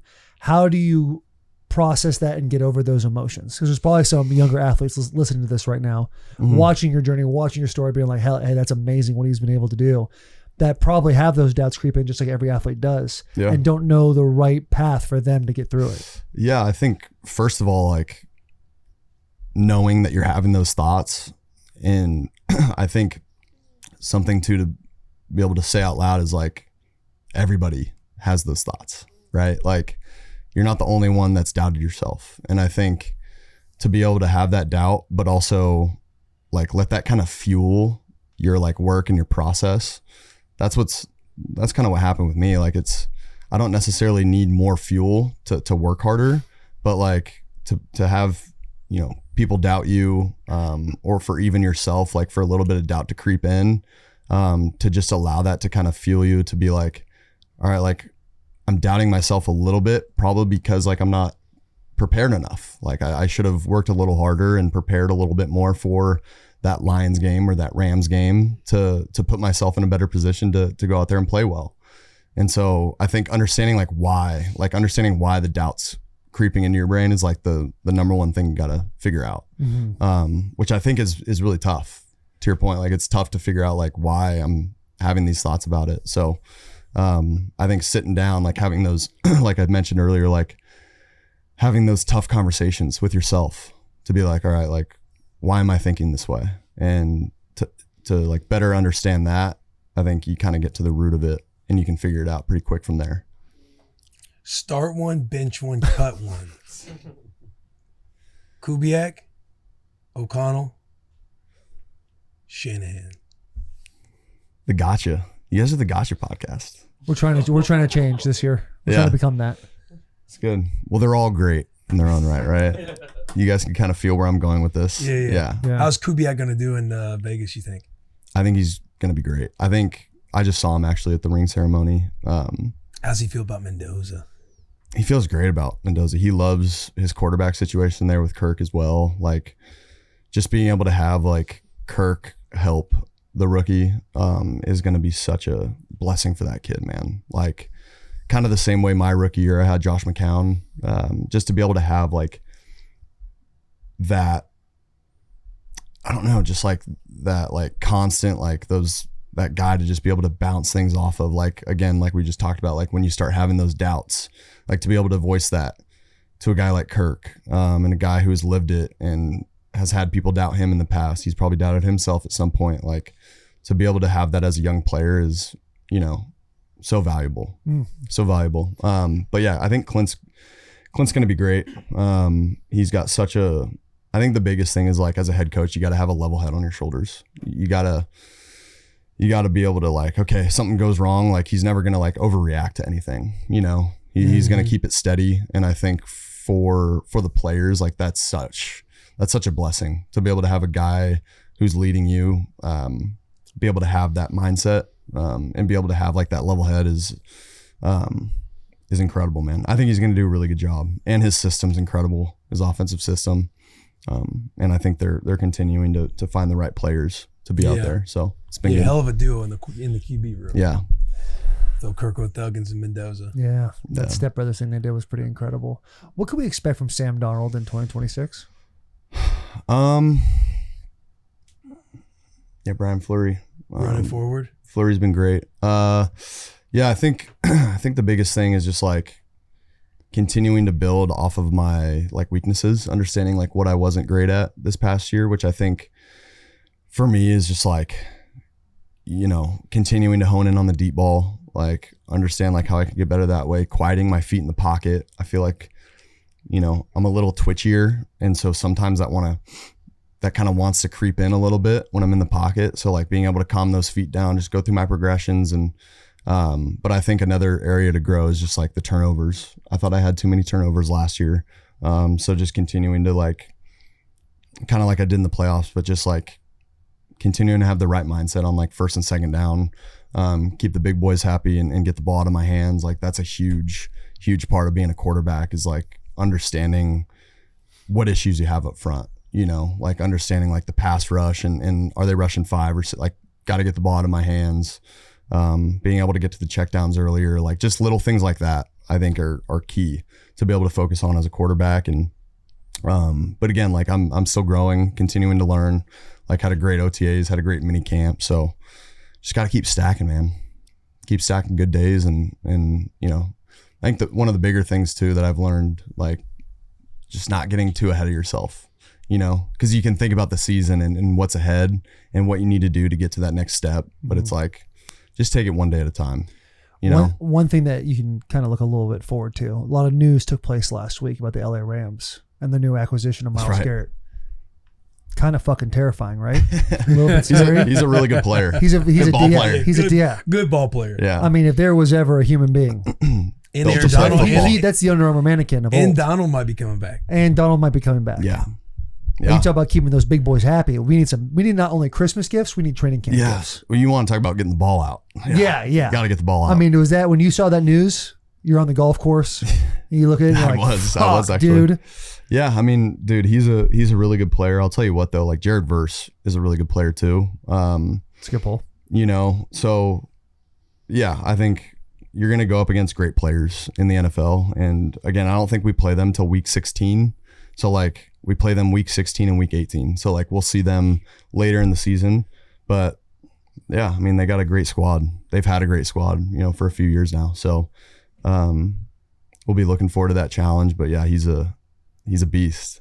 Yeah, he is. That was a beast media answer, dude. That was a beast media answer. I know you guys are like trying to get me to crack or something. I don't know. No, we're just having fun with you, dude. We're having fun. I like it.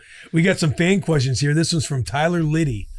What is the craziest thing Sam has had to autograph? His second year, he signed my friend's speeding ticket he got driving to Jets practice that has been framed since and hangs up in his apartment. Does Sam remember this? And has he signed crazier things since? Yeah, I remember that. I remember signed a bunch of Zin cans. And then I actually respect this a lot. When I was in New York, I signed a Copenhagen, like old school, like long cut. Yeah. And I was like, the brown part. I was like, that's what I'm talking about. Like, Darnold, will you sign this for me? Yeah, dude. All right, dude, I got you. That juiced you up a little bit? It did. Yeah, I was like, I'm ready for another practice. No, but I think the weirdest thing by far at USC is someone asked me to sign their forehead, which I declined. No. Yeah. Why? Because, dude, I You're not don't for know. the people, dude? Do you regret that decision? I do.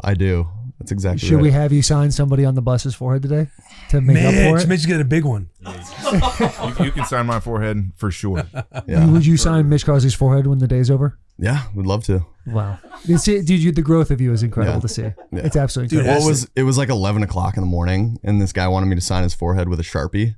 I was like, I don't want my signature on this guy's forehead the rest of the Comes back day. with a tattoo. Taylor, Yeah. that's a great question from Are you Blitz the Seahawk. Are you sure about that? It's a little too hard hitting. I think it's a good one. All right. So this is Blitz the Seahawk. Who is your favorite mascot? Tough one. Come on, Blitz. Blitz is really going to do me like that? Definitely Blitz. Come on. Definitely Blitz. Definitely Come on, Blitz. guys. Go, Willie. Let's see here. I'm trying to look because I feel like he's answered a couple of these. What? Notice where I said change your play to. Sorry. Yeah, that one's too serious. The top one? Yeah. I agree. 2-part free. I like the preface. Two-parter for you, champ. Yeah. Here we go. Joshua Barron. 2-parter here for you, champ.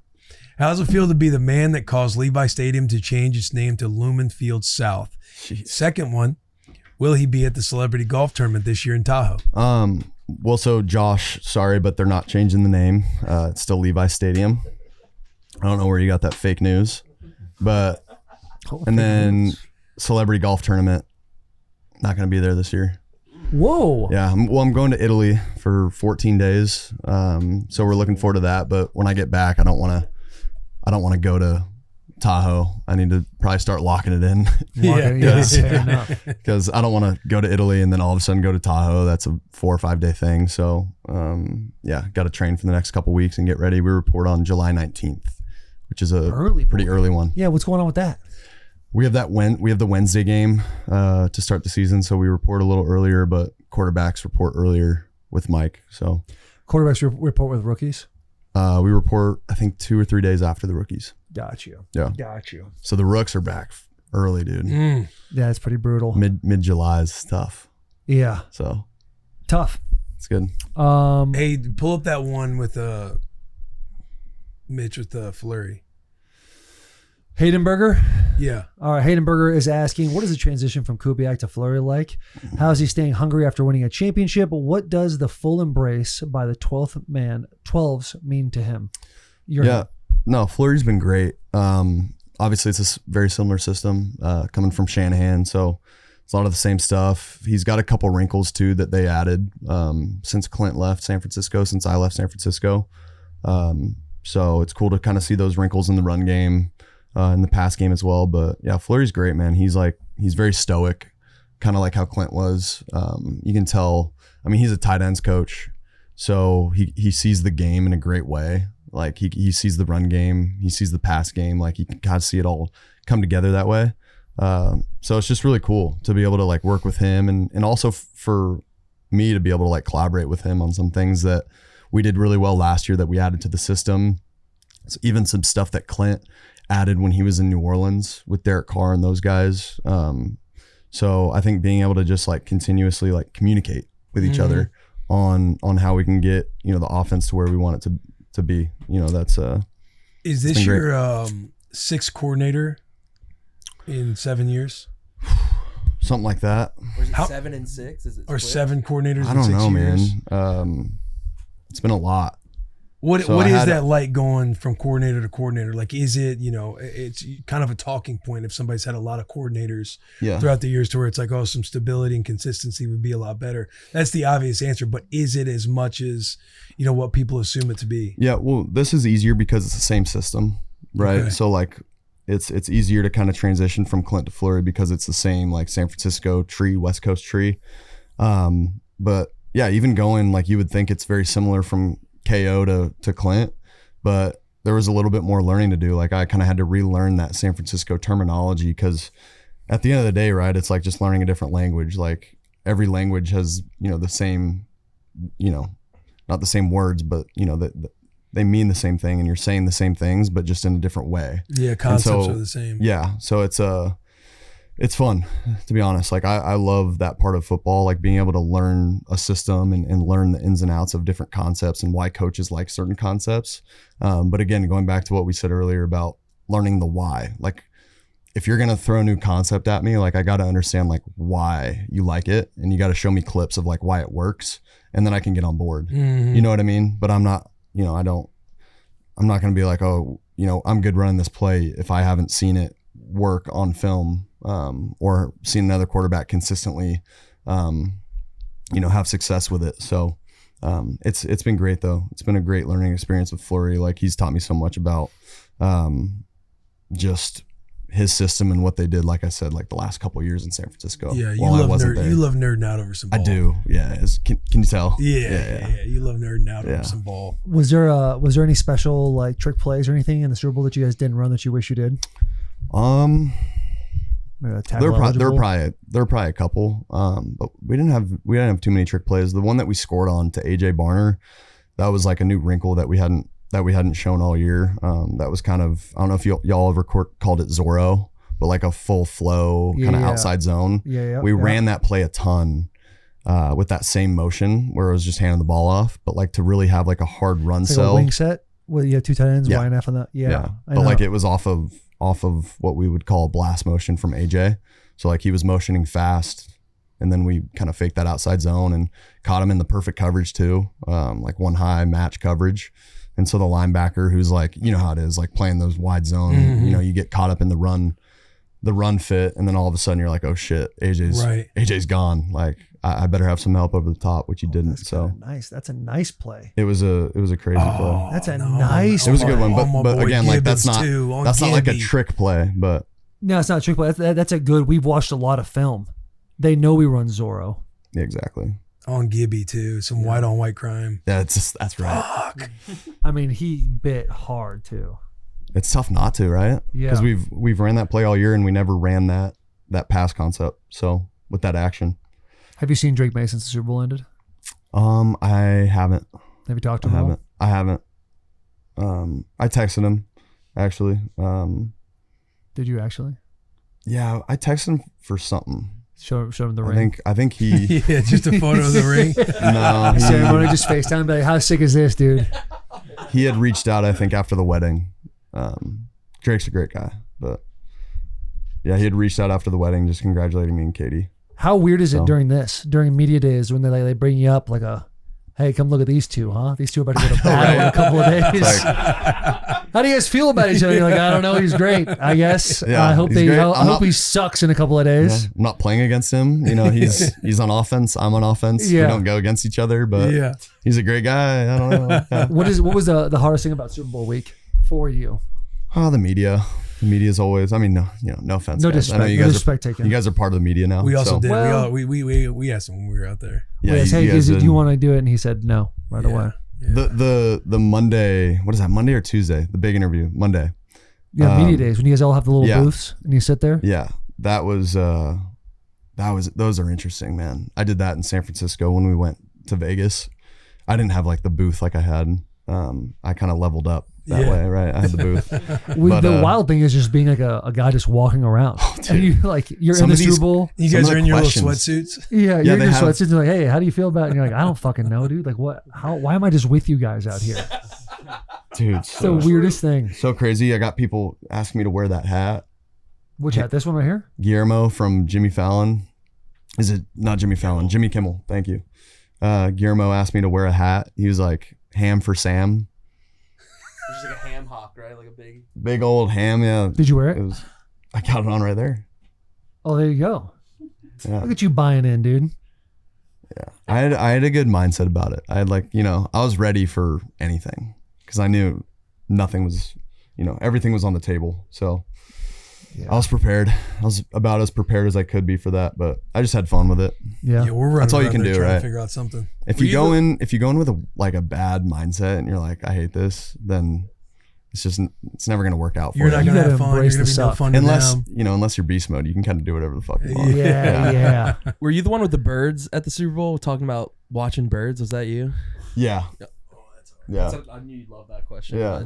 No, I have an app, and this is even gonna go more viral. But I have an app to where if a bird's chirping, it's like Shazam, but for birds. Nice. So it'll tell you what bird's chirping. I have that And same app, yeah. Jerry, you got the app? I have that app, yeah. It's sick, right? It's Yeah, pretty because I cool. have a bird feeder at my house that sends me notifications when they stop by. Yeah. Then I take a screenshot of that, throw it in the app, because you can hear their chirp and stuff. Tells me what I got. That's next level, Pretty dude. fire. What a freaking nerd! What a nerd! Dude, Jared's been at my house on like a Sunday morning and just sits out on my lawn. We have this like little setup for He's like birds doing and this. squirrels, and he The just sits phone. there. We and did it doesn't move. together. We did it together. My wife's big into it. I kind of mess with it too. I'm Yeah. honest with you. You loved it. I do. I have a good time. It's nature. It's interesting. Nature kind It's of interesting. fucks. It does. It does. It's awesome. But yeah, got questions about that. Got questions about dang near everything. Yeah. You'll see us There was again this year. this one guy that came up to me. He was interviewing Drew Lock right before, and he asked Drew a question about are you hoping to? He's trying to get him right. He's like, are you hoping to get in for the Super Bowl? And Drew was like, I think if I were to get in, I would love to just hand the ball off a couple times up by 30, 40 points, whatever. And that's what he said. And the guy comes up to me and he's like, hey, just interviewed Drew Lock, which by the way, his mustache kind of sucks. You should probably shave that.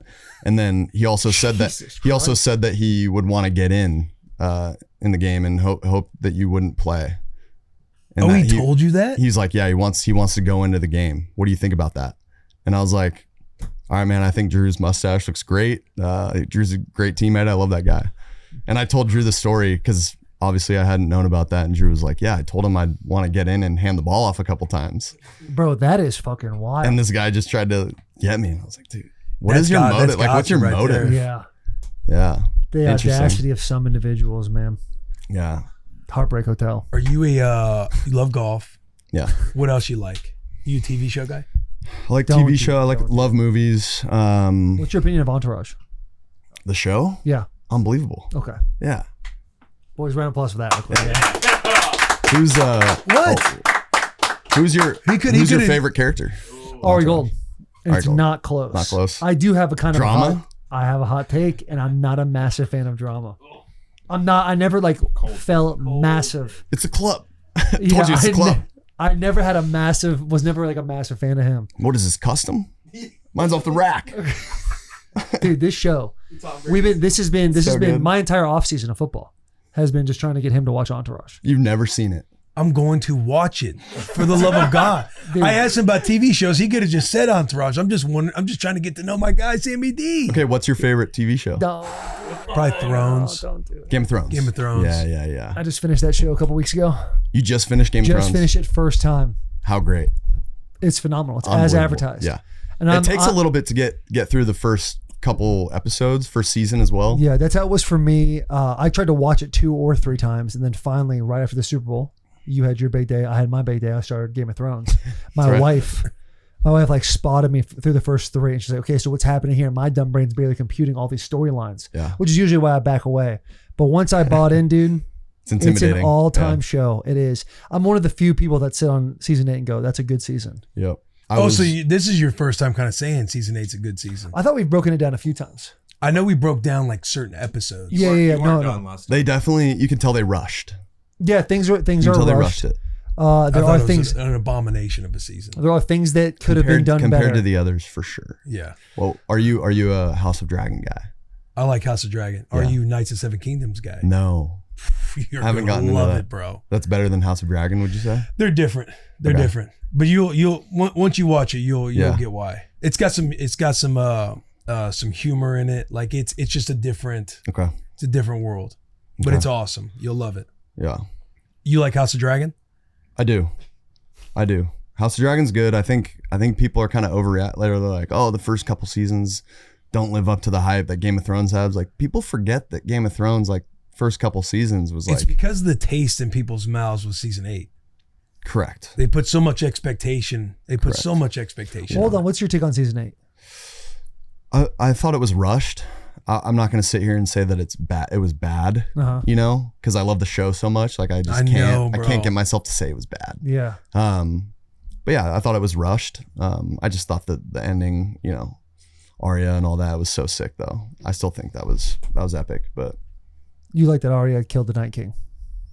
I did. Yeah. All right. I did too. I was a fan of that. I thought that was perfect. Yeah. thought that was perfect. He was so mad at it because I wasn't mad at it. Will did an incredible job. We had a long conversation after saying I wasn't mad at the moment that Arya Yes and no. You told me you weren't mad about Arya multiple times to the point I'm like, I think he might be actually mad about the Arya thing. Who did you want to?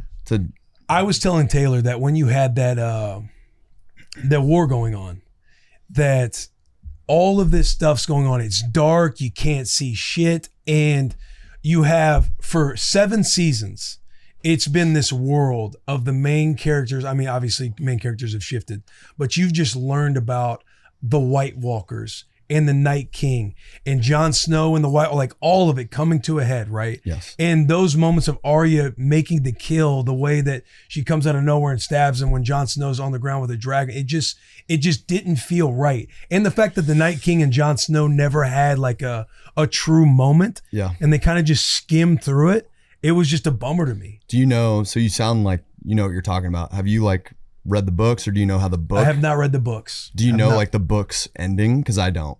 I do not. Okay. They didn't finish the books. They didn't finish them. And I think season 5 so is it's when up to interpretation. Yeah, season 5 is when the books end, or season 6. Did you watch Thrones kind of in succession?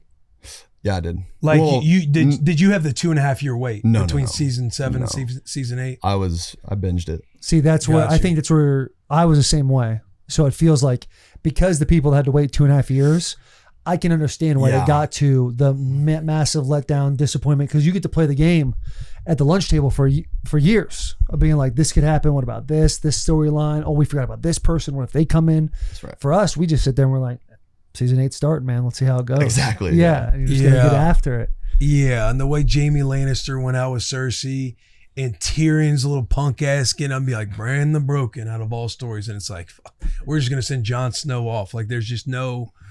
The last couple episodes were terrible. Yeah. I didn't understand the Jon Snow hype until Jon Snow was killed and came back. That Jon Snow, post-death Jon Snow. Yeah. That's my guy.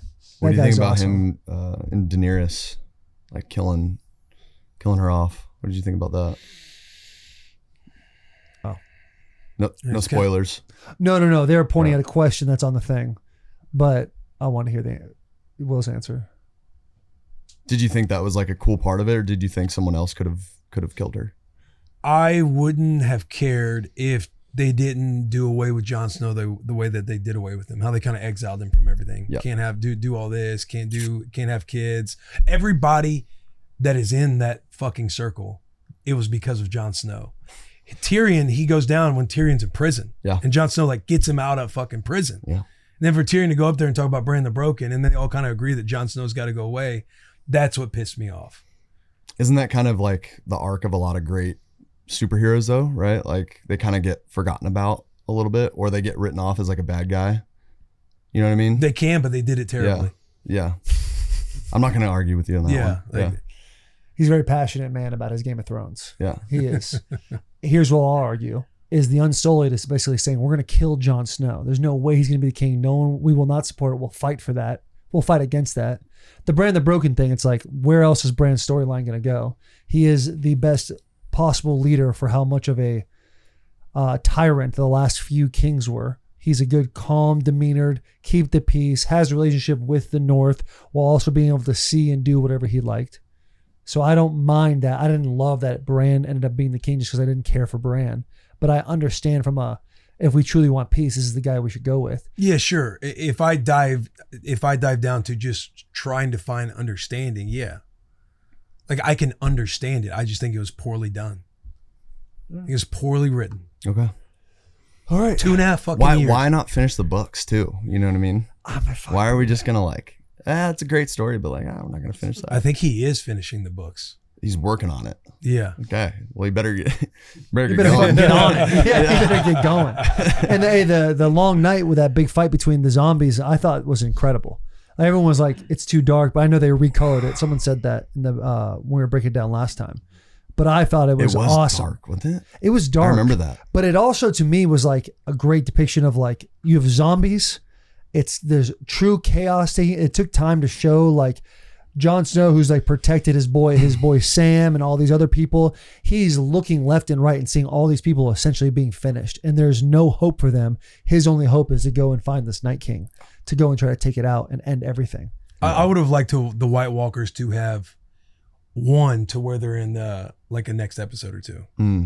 Because again, they were just done. It was over. So you would like the North to fall. Not for, like the characters that like stayed alive. It's almost like they had to like retreat or get back to King's Land or whatever it is. Obviously, I think the White Walkers against that. I know, but again, the way that the White Walkers were just done, it's just how I felt about it. I don't know if I stand with the majority. Your truth is good enough for me. I watched it a long time ago, so I don't even know if I can. It's so fresh in my mind. Really? Yeah. It was one of those things. So I started watching probably in season 4. So then I was in like order with it. I was watching like everybody else was. Yeah. So then when season 7 ended, it was 2.5 years of nothing but the greatest life of theories and wondering what's going to happen of all time. Yeah. I'm talking like the world bought in. Yeah. And so when it was finally there, they have how many episodes? 6 episodes. 6 but episodes. All like an hour and a half. Yeah, then you learn it's an hour and a half. Oh, it's going to be awesome. Then when some of these moments are happening and it's a little slow, you're just like, when are all these things that we've talked about for years? Do you think it could have lived up to the hype, or do you think it was inevitable? Probably not, way. and I hated admitting that because James Dobson, a strength coach of ours, when we were at Vandy, he would like laugh at us and be like, "It's not going to end the way you want it to." And we'd be like, "Shut the fuck up, Dobson!" Like, yes, it is. This is the greatest show of all time. And he was so right. then he was right. The way it was rushed, like all of it, man, all of it. It was hard. Yeah, it bothers you. Yeah. Scars. Yeah. Deep scars. What's your favorite show of all time? I would say so. Favorite show ever is Game of Thrones, and then despite the ending, and then favorite season of all time is season 1 of True Detective. Good season. Okay. Favorite I don't season think I've seen it all. of any TV show. Yeah. All right. You got it. That's your next one. It's a quick one too. You'll get through that Yeah, in a I can week. get more. The thing 'Cause about- they kinda the thing about switched this the boy over here, characters. bro. He's on. I swear to God, he's got like time control because he knows every show. He watches every single show. Yeah. I like And some it's TV so shows. impressive to me. Like some TV shows. He's breaking down one to me yesterday, and he's like, "I think you'd love this." And he's like, "Break it." I'm like, "How is this man Cape found Fear. time?" Because I just Someone- watched him someone have told me 2 about- other show conversations earlier in the day. Cape Fear's good. I Cape saw a Fear, commercial yeah, and I'm I into think it. I would. That's love the that one, show. correct? Are you an Apple Plus TV guy? Apple TV. I- whatever? Sam's got it all. Sam's got all the. Yeah, I got he's all the. I apps. got all the subscriptions. He doesn't give Well, a I'm shit saying about Apple it. TV Money with the TV. contract, Yeah. Apple TV. I got got the He's not, subscriptions. Paramount's a little much this year. No, Dutton Ranch on Paramount Plus. No, that never changes. You know that too. That never changes. listen. There's a You're nice. always looking at the subscriptions like, do I really use that much? I hate when I get an update and it's like we're changing our subscription. It's like Apple's going from like $12.99 a month to $14.99, and I have a moment of like $2, $3. I'm like, what the fuck is this? Like, why? when is enough enough? Because it adds up. Yeah, because streaming services really they've won the game. Stack that up over They a took year. out cable. They made us all fall in love with They it, kick and your now butt. they're using us. Yeah, but you can afford that. Yeah, but that's Sam saying it doesn't change, bro. Like you see someone take $3 more, and you're like, why the fuck are you doing this to me? Like we're going to afford it, but you're still going to have a moment You're still gonna bitch and cry. of frustration. Yeah. Yeah. You can afford that? That's Really sick. balling different lately, dude. Balling, He dude. moving a little. Wait, so different. what's your? We'll be vacationing in Italy. as well. Oh, good. Good. Did I say that on here? Yeah, you're going to Italy. I shouldn't have said that. 2 weeks. If you could go vacation anywhere, dream vacation, where would you want to do? I mean, right now it's Italy. I mean, I've always dreamed about going to Italy or Greece. I feel like Greece would be fun. I feel like Greece fucks. I feel like But Greece hits. we're doing. I'm not going to tell everyone where we're going, but we're not going to the Amalfi Coast, and like that's somewhere where I've always wanted to go. But I heard you got to spend like a week there, and so I want to hit like all some different cities. So we'll go back to Italy and hit Amalfi and do that because I think that's kind of, as a kid I would see that picture and be like, I want to go there when Yeah, I'm that looks grown up, unbelievable. So that would be sick, but not It's yet. badass. Not yet. That's where Dana goes every year for like 2 weeks on his yacht and just like cruises around that area. You've been with him? No, but he sent me photos and that was good enough for me. That's cool. Well, maybe a He's like, FaceTime. this is pretty sick, huh? And I'm like, yeah, it's fucking dope, dude. Yeah. That's sick. It's always the Amalfi Coast. Are you watching that show with John Hamm? What's that show called? Yeah, Your Friends and Neighbors. Yes. Good I heard show. that's a good one. Good show. Okay. Good He's show. on fucking everything, dude. Widows you know Bay. you know what the problem is, Colin? The what? Widows Bay. Haven't heard of it. Is we've told him too much about Entourage, where he's like now fighting it a little bit. The only reason I fight it now is because it's almost like that you guys are having anger towards me, and it's Well, no, your All next right. your next show, just watch Entourage. Nope, that doesn't work like that. Jeremy Piven was supposed to come on the show. He canceled. He canceled on us. He canceled on us. But Day before. Is that- so that's day why. before. Oh, it's not why, but it helped fuels me. No, the actual problem is TV's good right now, man. Like a new show comes out, and if it catches my interest, like I just Entourage is like one of the best shows of all time. right. But I'm gonna have to be in it for not a long time, but there's several seasons. Like I like how TV is now coming out with a limited series. Yeah. So It's just bang bang. yeah, Good. yeah. and bro, when you watch Entourage when you're younger and you're not in the NFL yet, you just think this is what the NFL is going to be like, Yeah, dude. and it's I'm going to be nothing Vinny like Chase, that. and it's not. It's not at all. But you think for a moment, how Yeah. sick would it be? Yeah. God. Yeah, that's another good question. Like, has Will kind of grown out of really enjoying Entourage the way that we did? Do you know what I'm saying? Yeah, I've actually brought that up because there's a way different watching Entourage married with kids as opposed to watching Entourage single in and college, in college. Because when you're single in college, like that's peak when you should watch Entourage, or maybe not peak when you should watch Entourage. Nonetheless, you get the most emotions.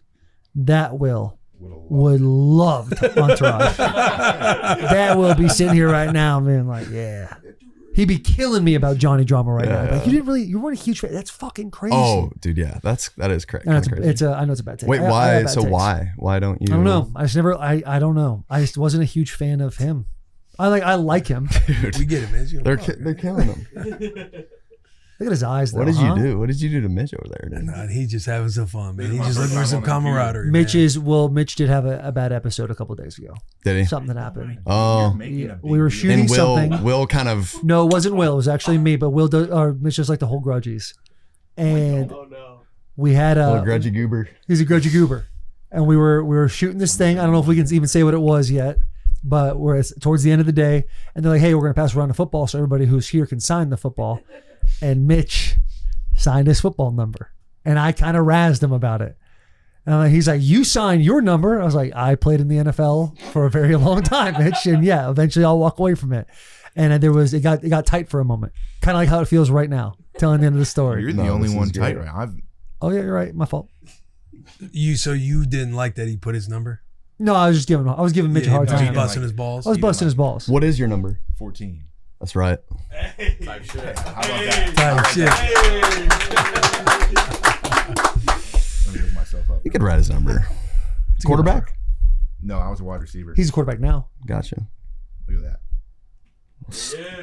Look at that. What a stud. I know. Susquehanna. No swag. Yeah. I'll take that. I'll take that. Dude, Have you ever I don't thought have about swag either. I didn't say I had You look swag. good though. Yeah, thanks, man. You look good though. Okay, a little bit of swag. A little bit of swag. Do you ever think to yourself about maybe putting a little extra juice in your uniform get up No, on Sundays? I did in high school. Now they're gonna look up a picture and I'm Yeah, gonna they have are. no swag in high school. I did that. I did an arm sleeve one time in high school. Hey, so you were a backer setting the edge back then, yeah? Dude, that's at a above horrible 90? picture. Oh, that's fire. You look good. What do you mean? That's cool. Yeah, what you I talking know about? we that well, long we put neck up right Will's there. college picture, so I'm good. Yeah, I think that's solid. You I arm sleeve? did play backer. Played a little bit of backer. And you were good at basketball as well? I played basketball. I wouldn't say I was like great, but I was One of your good. coaches said that you could have been like D1. That seems like you're pretty good at basketball. Yeah, D1's maybe like ride the bench D1, but I could have been a practice squad And guy. What kind of NIL, though. number, what kind of stat line are we talking about in high school? High school, I don't know. I think it was like 15 a game. No, Averaging 15 points a game? That's good in high school. I mean, But that's okay, right? Yeah. Eight. well, you're scoring like 8 60 minute points quarters. a game, roughly. Yeah, 8-minute quarters. Dude, give me some. My fault. I wasn't a basketball player. This is also, I had a down year one year, so I mean, that's on average a quarter of the points. Yeah, senior year, average 15. 8.5. yeah, a lot of shots though too. Those shots were going up. Yeah, the percentages. Do you ever think about that you're the only USC quarterback to ever win a Super Bowl? I thought that was pretty crazy. Yeah, it does. Yeah. You saw that and you're like, that's fucking dope. Yeah, you And guys I- know me so well. And not only that, Taylor, but being in a draft class too with Baker Mayfield, Josh Allen, Lamar Jackson. Yeah. Like Those Who's are got the all la- great guys. Who's got the last laugh now, right? Those are all great guys. I mean, I was the third pick. you're great guys, but you got one. How about Rosen, dude? When's the last time you seen him? I haven't seen Josh in a long time. Yeah, Was he was talking a lot of trash in the beginning? Would you say anything to him now? Would you Josh is would you great. take the high road with him? Yeah, Josh is great. Out of this list right No here, qualms. who would you want to fight? Who would I want to fight?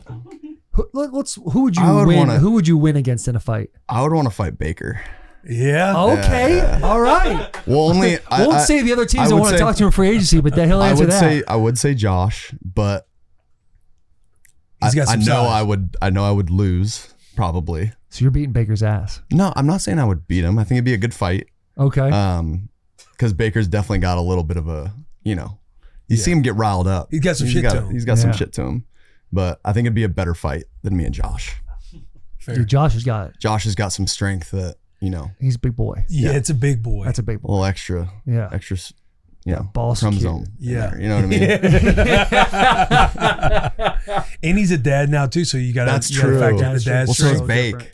Fuck, I didn't think about that. that. I might be just, I might just pass on all that, on all Not that a fight. sauce. Don't need to fight. No, we don't need to do that. Did you watch his game against the Broncos? I didn't. It was like right before our game. Dude, halftime. He's scooting out there. He's holding the ball like this, fumbles. Then they kick 3 points to get it in.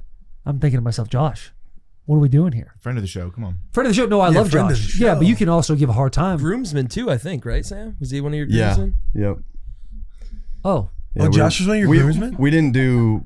Me and him both didn't do groomsmen, but we would have been in each other's. and when did wedding. you when did you get married? I got married April 3rd This year? this year. Hey, 2 rings. 2 rings, 1 year. 2 rings. Good Not, math. hey, not Good only math. that, he said April 3rd, anniversary of Bussin' With The Boys, and also when Rue was born. Let's go. Huh? Yeah. Because when you came on, that was the day Rue was born. Yeah, all the way around. So Shout April, out Will's kid. Shout out was good. April 3rd is just a big you coming on Bussin' With The Boys. That was all that day. That's right. Did you have a big wedding? 227. So a lot of people. A lot of people. Did you ever have a difficult like filling the list? If I would have gone another step and tried to like invite a couple more people, then it would have been tough because it would have been like, oh, now I got to invite this whole group. Right. You know what I mean? What groups would you think you had a hard time with? Dude. You're gonna make me talk about my friends? Just get two maybe friends names. that are right in front of you.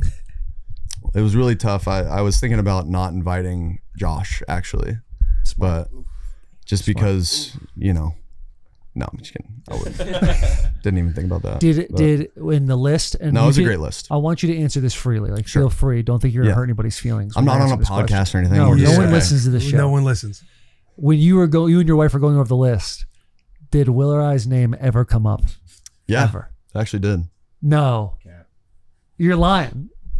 Don't bullshit me. Don't dude. bullshit Came us. up. Yeah. We don't even have each other's numbers, but I'll give a round of applause to that. I'll give a round of applause to that. No, don't say that. Don't say that. Maybe when you guys like, do like a 10-year anniversary, like renew your vows. Yeah. Wait, are you guys still doing the beer Olympics, or is that not a thing anymore? We're looking into it. We do have to do one more, but You're we're on the just- list. Yeah. I was gonna say, like, we're throwing around invites. Like, can we talk about that for a second? You want to? No, wanna be in I it? don't want an invite. You do though. You do. No, We talked about I it, don't. haven't we? Is it, you see that and you're like, Just I like how really you want- guys didn't want a wedding invite. I don't want an invite. Oh, I would love to. I would have sent a nice gift. Who would your partner be? Maybe like a 6-pack of beer. Send a 6-pack of beer my way. Like, So I would send you hey, something. you were thought about, but we didn't invite you. Here you go. Some Bussin beer, Bussin Light. Some free beer. Yeah. Little yeah. Josh Allen, Who- Sam who- Darnold team Yeah, in who would Beer your Olympics. who would your Who partner would your be? partner be? Yeah, Josh would be a good one. How do you think you would fare in this? Have you seen the whole? I have, to be honest, I'm not in the shape I was in when I was in college. So I think it'd be tough. I think it'd be Dude, tough. it's- You don't There's some have to beasts. be. Just watch me in the vlog. Like you don't have to be. No, I know. No, Well, I'm you're not going nice against at you. this. I'm going against the field. You know, Hey, I'm not hey, I'm not one of those guys that's like, I just don't want to get last. You know, You wanna win? I'm not. Yeah, I want to win. I feel like Josh would be solid. And I've seen George too. Like George is solid, right? George is Yeah. good. George is really good at Good the games. players. I think me and Forrest Josh Buckner. would be pretty good, but I also don't think I would want to do that like right before training camp. You know, It's almost I like hear you. it's just one Yeah. day. Yeah. it's just one day. But you This is- feel it. You do. Yeah. For weeks. The residuals. is Seriously. there. Bro, I mean, you're still look at that you're guy. 29, correct? Yeah. How's Bert, by the way? As like he's more of As like a I gamer? can keep going. Yeah, He's not like he not a can't play gamer. games. He can't do the games. Yeah. This boy. I'm fine. Dude, you should have seen the last one we did, bro. It was so funny. He was out of How about his Gillis just fucking like mind. choking people out in the pool and stuff like No, that? no. Like, Gillis was getting choked out in the Yeah. pool. And oh, that that's was, right. That's that what it was me. Yeah, that's right. That was me. But Gillis deserved it, dude. For a brief second, you saw Will's mortal enemy. Go back a little bit. Oh, Are you Uncle talking Laser. about Neil? Neil. That one right there. So that's Uncle Laser. Correct. I hope we can show it. Guy in the black jersey right there. Yeah, I That's saw James Neal. James was my neighbor. So like across, like you see in the background, Yep. he was right there. And he would just show up to my house randomly. He's moved since then. But that guy was public enemy number 1 to Will Compton. Why is throughout that? the day. He cheated. Well, no, he deserved Real a lot. reason. Yeah, I was gonna say a real James reason. deserved a lot that happened to him. We were playing what's that game called? Beer ball. Beer ball. Which one is that? It's when there's cans on all 4 corners and you throw a you ball and it throw. hits the can and then you have to go retrieve it and put it back and the other team drinks. First people to drink their beer wins. It's all- And you gotta So like do this at the end, right? Yeah. Yeah, you gotta do like that. So this part right here, Will is tight. So Will puts his hands on James. He goes just and now. blocks Taylor in the corner so Taylor can't get the ball back to the table. Look at that. Boom. Yeah, That's crazy. That's Bush League. And that's George and DeForest won this year. I know. I saw that. That's I keep up. disgusting. I keep up. Yeah. I don't watch the whole YouTube stuff, but You don't have sorry guys. You're subscribed though, just like everybody else watching right I'm now. You guys subscribed. all That's all need that to go matters. to. subscribe. Yeah. It helps the numbers. Yeah. That means Yeah. a lot. Yeah. Boys, I mean, I don't know about you guys. I feel like this has been a phenomenal podcast. Oh, it's been incredible. We Yeah. got the It's Bud. been We good. got to ask him the Bud Light question. Bud We, Light we question. ironed some stuff out for sure. We ironed some stuff out. Bud Light question. Got some stuff done. Sam, you know anybody would do anything for an ice cold Bud Light. That's correct. What's something that Sam Darnold would do anything for and he can't say family? I mean, Bud Light's a damn good one. I would truly do anything for my friends that I went to high school with. I'm still like boys with all my high school buddies, and I would do anything in the world for those guys. Really? Yeah. That's a good one. That's a good answer. That's a you strong answer. Not to get emotional. I could feel, I could feel the passion and authenticity behind that. Would you? I mean, how do you treat the boys? Do you treat them every year like JJ Watt does with his boys from high school? What does JJ do? They could take a private jet. They go play Annual some trip. golf. We may have I think taken a 16, jet. 17 years in a row now. Yeah, we did a golf trip out in Georgia. We went And to you, Florida you, as well. You take them on the PJ? Yeah. Nice. That's That is sick, dude. That's big awesome. boy- We that's got big some boy good stuff. boys. Not gonna lie, it might have been a 1 year thing because bachelor trip. You got to go all out, but Oh, so it's not okay. like it's not not an a yearly annual thing. thing. Nah. No. We might have to make it that, but Well, now they'll get to hear this clip and be like, hey, yeah, yeah. CBD. Well, yeah, we cut it before I said that. Yeah. Well, boys, listen, it's been fun. I've had a great time on this Dude, episode. same. Thank you It's for been coming awesome. on, Let's bro. give a round of applause. It's been Sam great, Darnold man. coming on, Super Bowl champion. Sam, if I could make a request, and you shoot me down right now as we tail off, this podcast is ending. You guys go to the Super Bowl again this year. Shoot him down. You shoot him down already. Can we get on? Can you come on the pod before the game? Sometime that week. Yeah. Yeah, you CBD. Hey, let's get them on, huh? LA this year. We'll come to you. Yeah. We'll come to you. That's just this year, right? Not another year. That's like a 1 year deal. That's a forever contract. No, that's a 1 year deal. It's a 1 year deal. 1 year deal, Okay. but we'll have him on again next year. We'll have on it. We'll have to do. We'll just have 'em on You do again. annual trips to your boys. You do annual podcasts with us. It's a great time. Yeah. All right. I appreciate you guys. Thanks for having me on. Seriously. Appreciate you, man. dude. Subscribe. Big hugs, tiny kisses.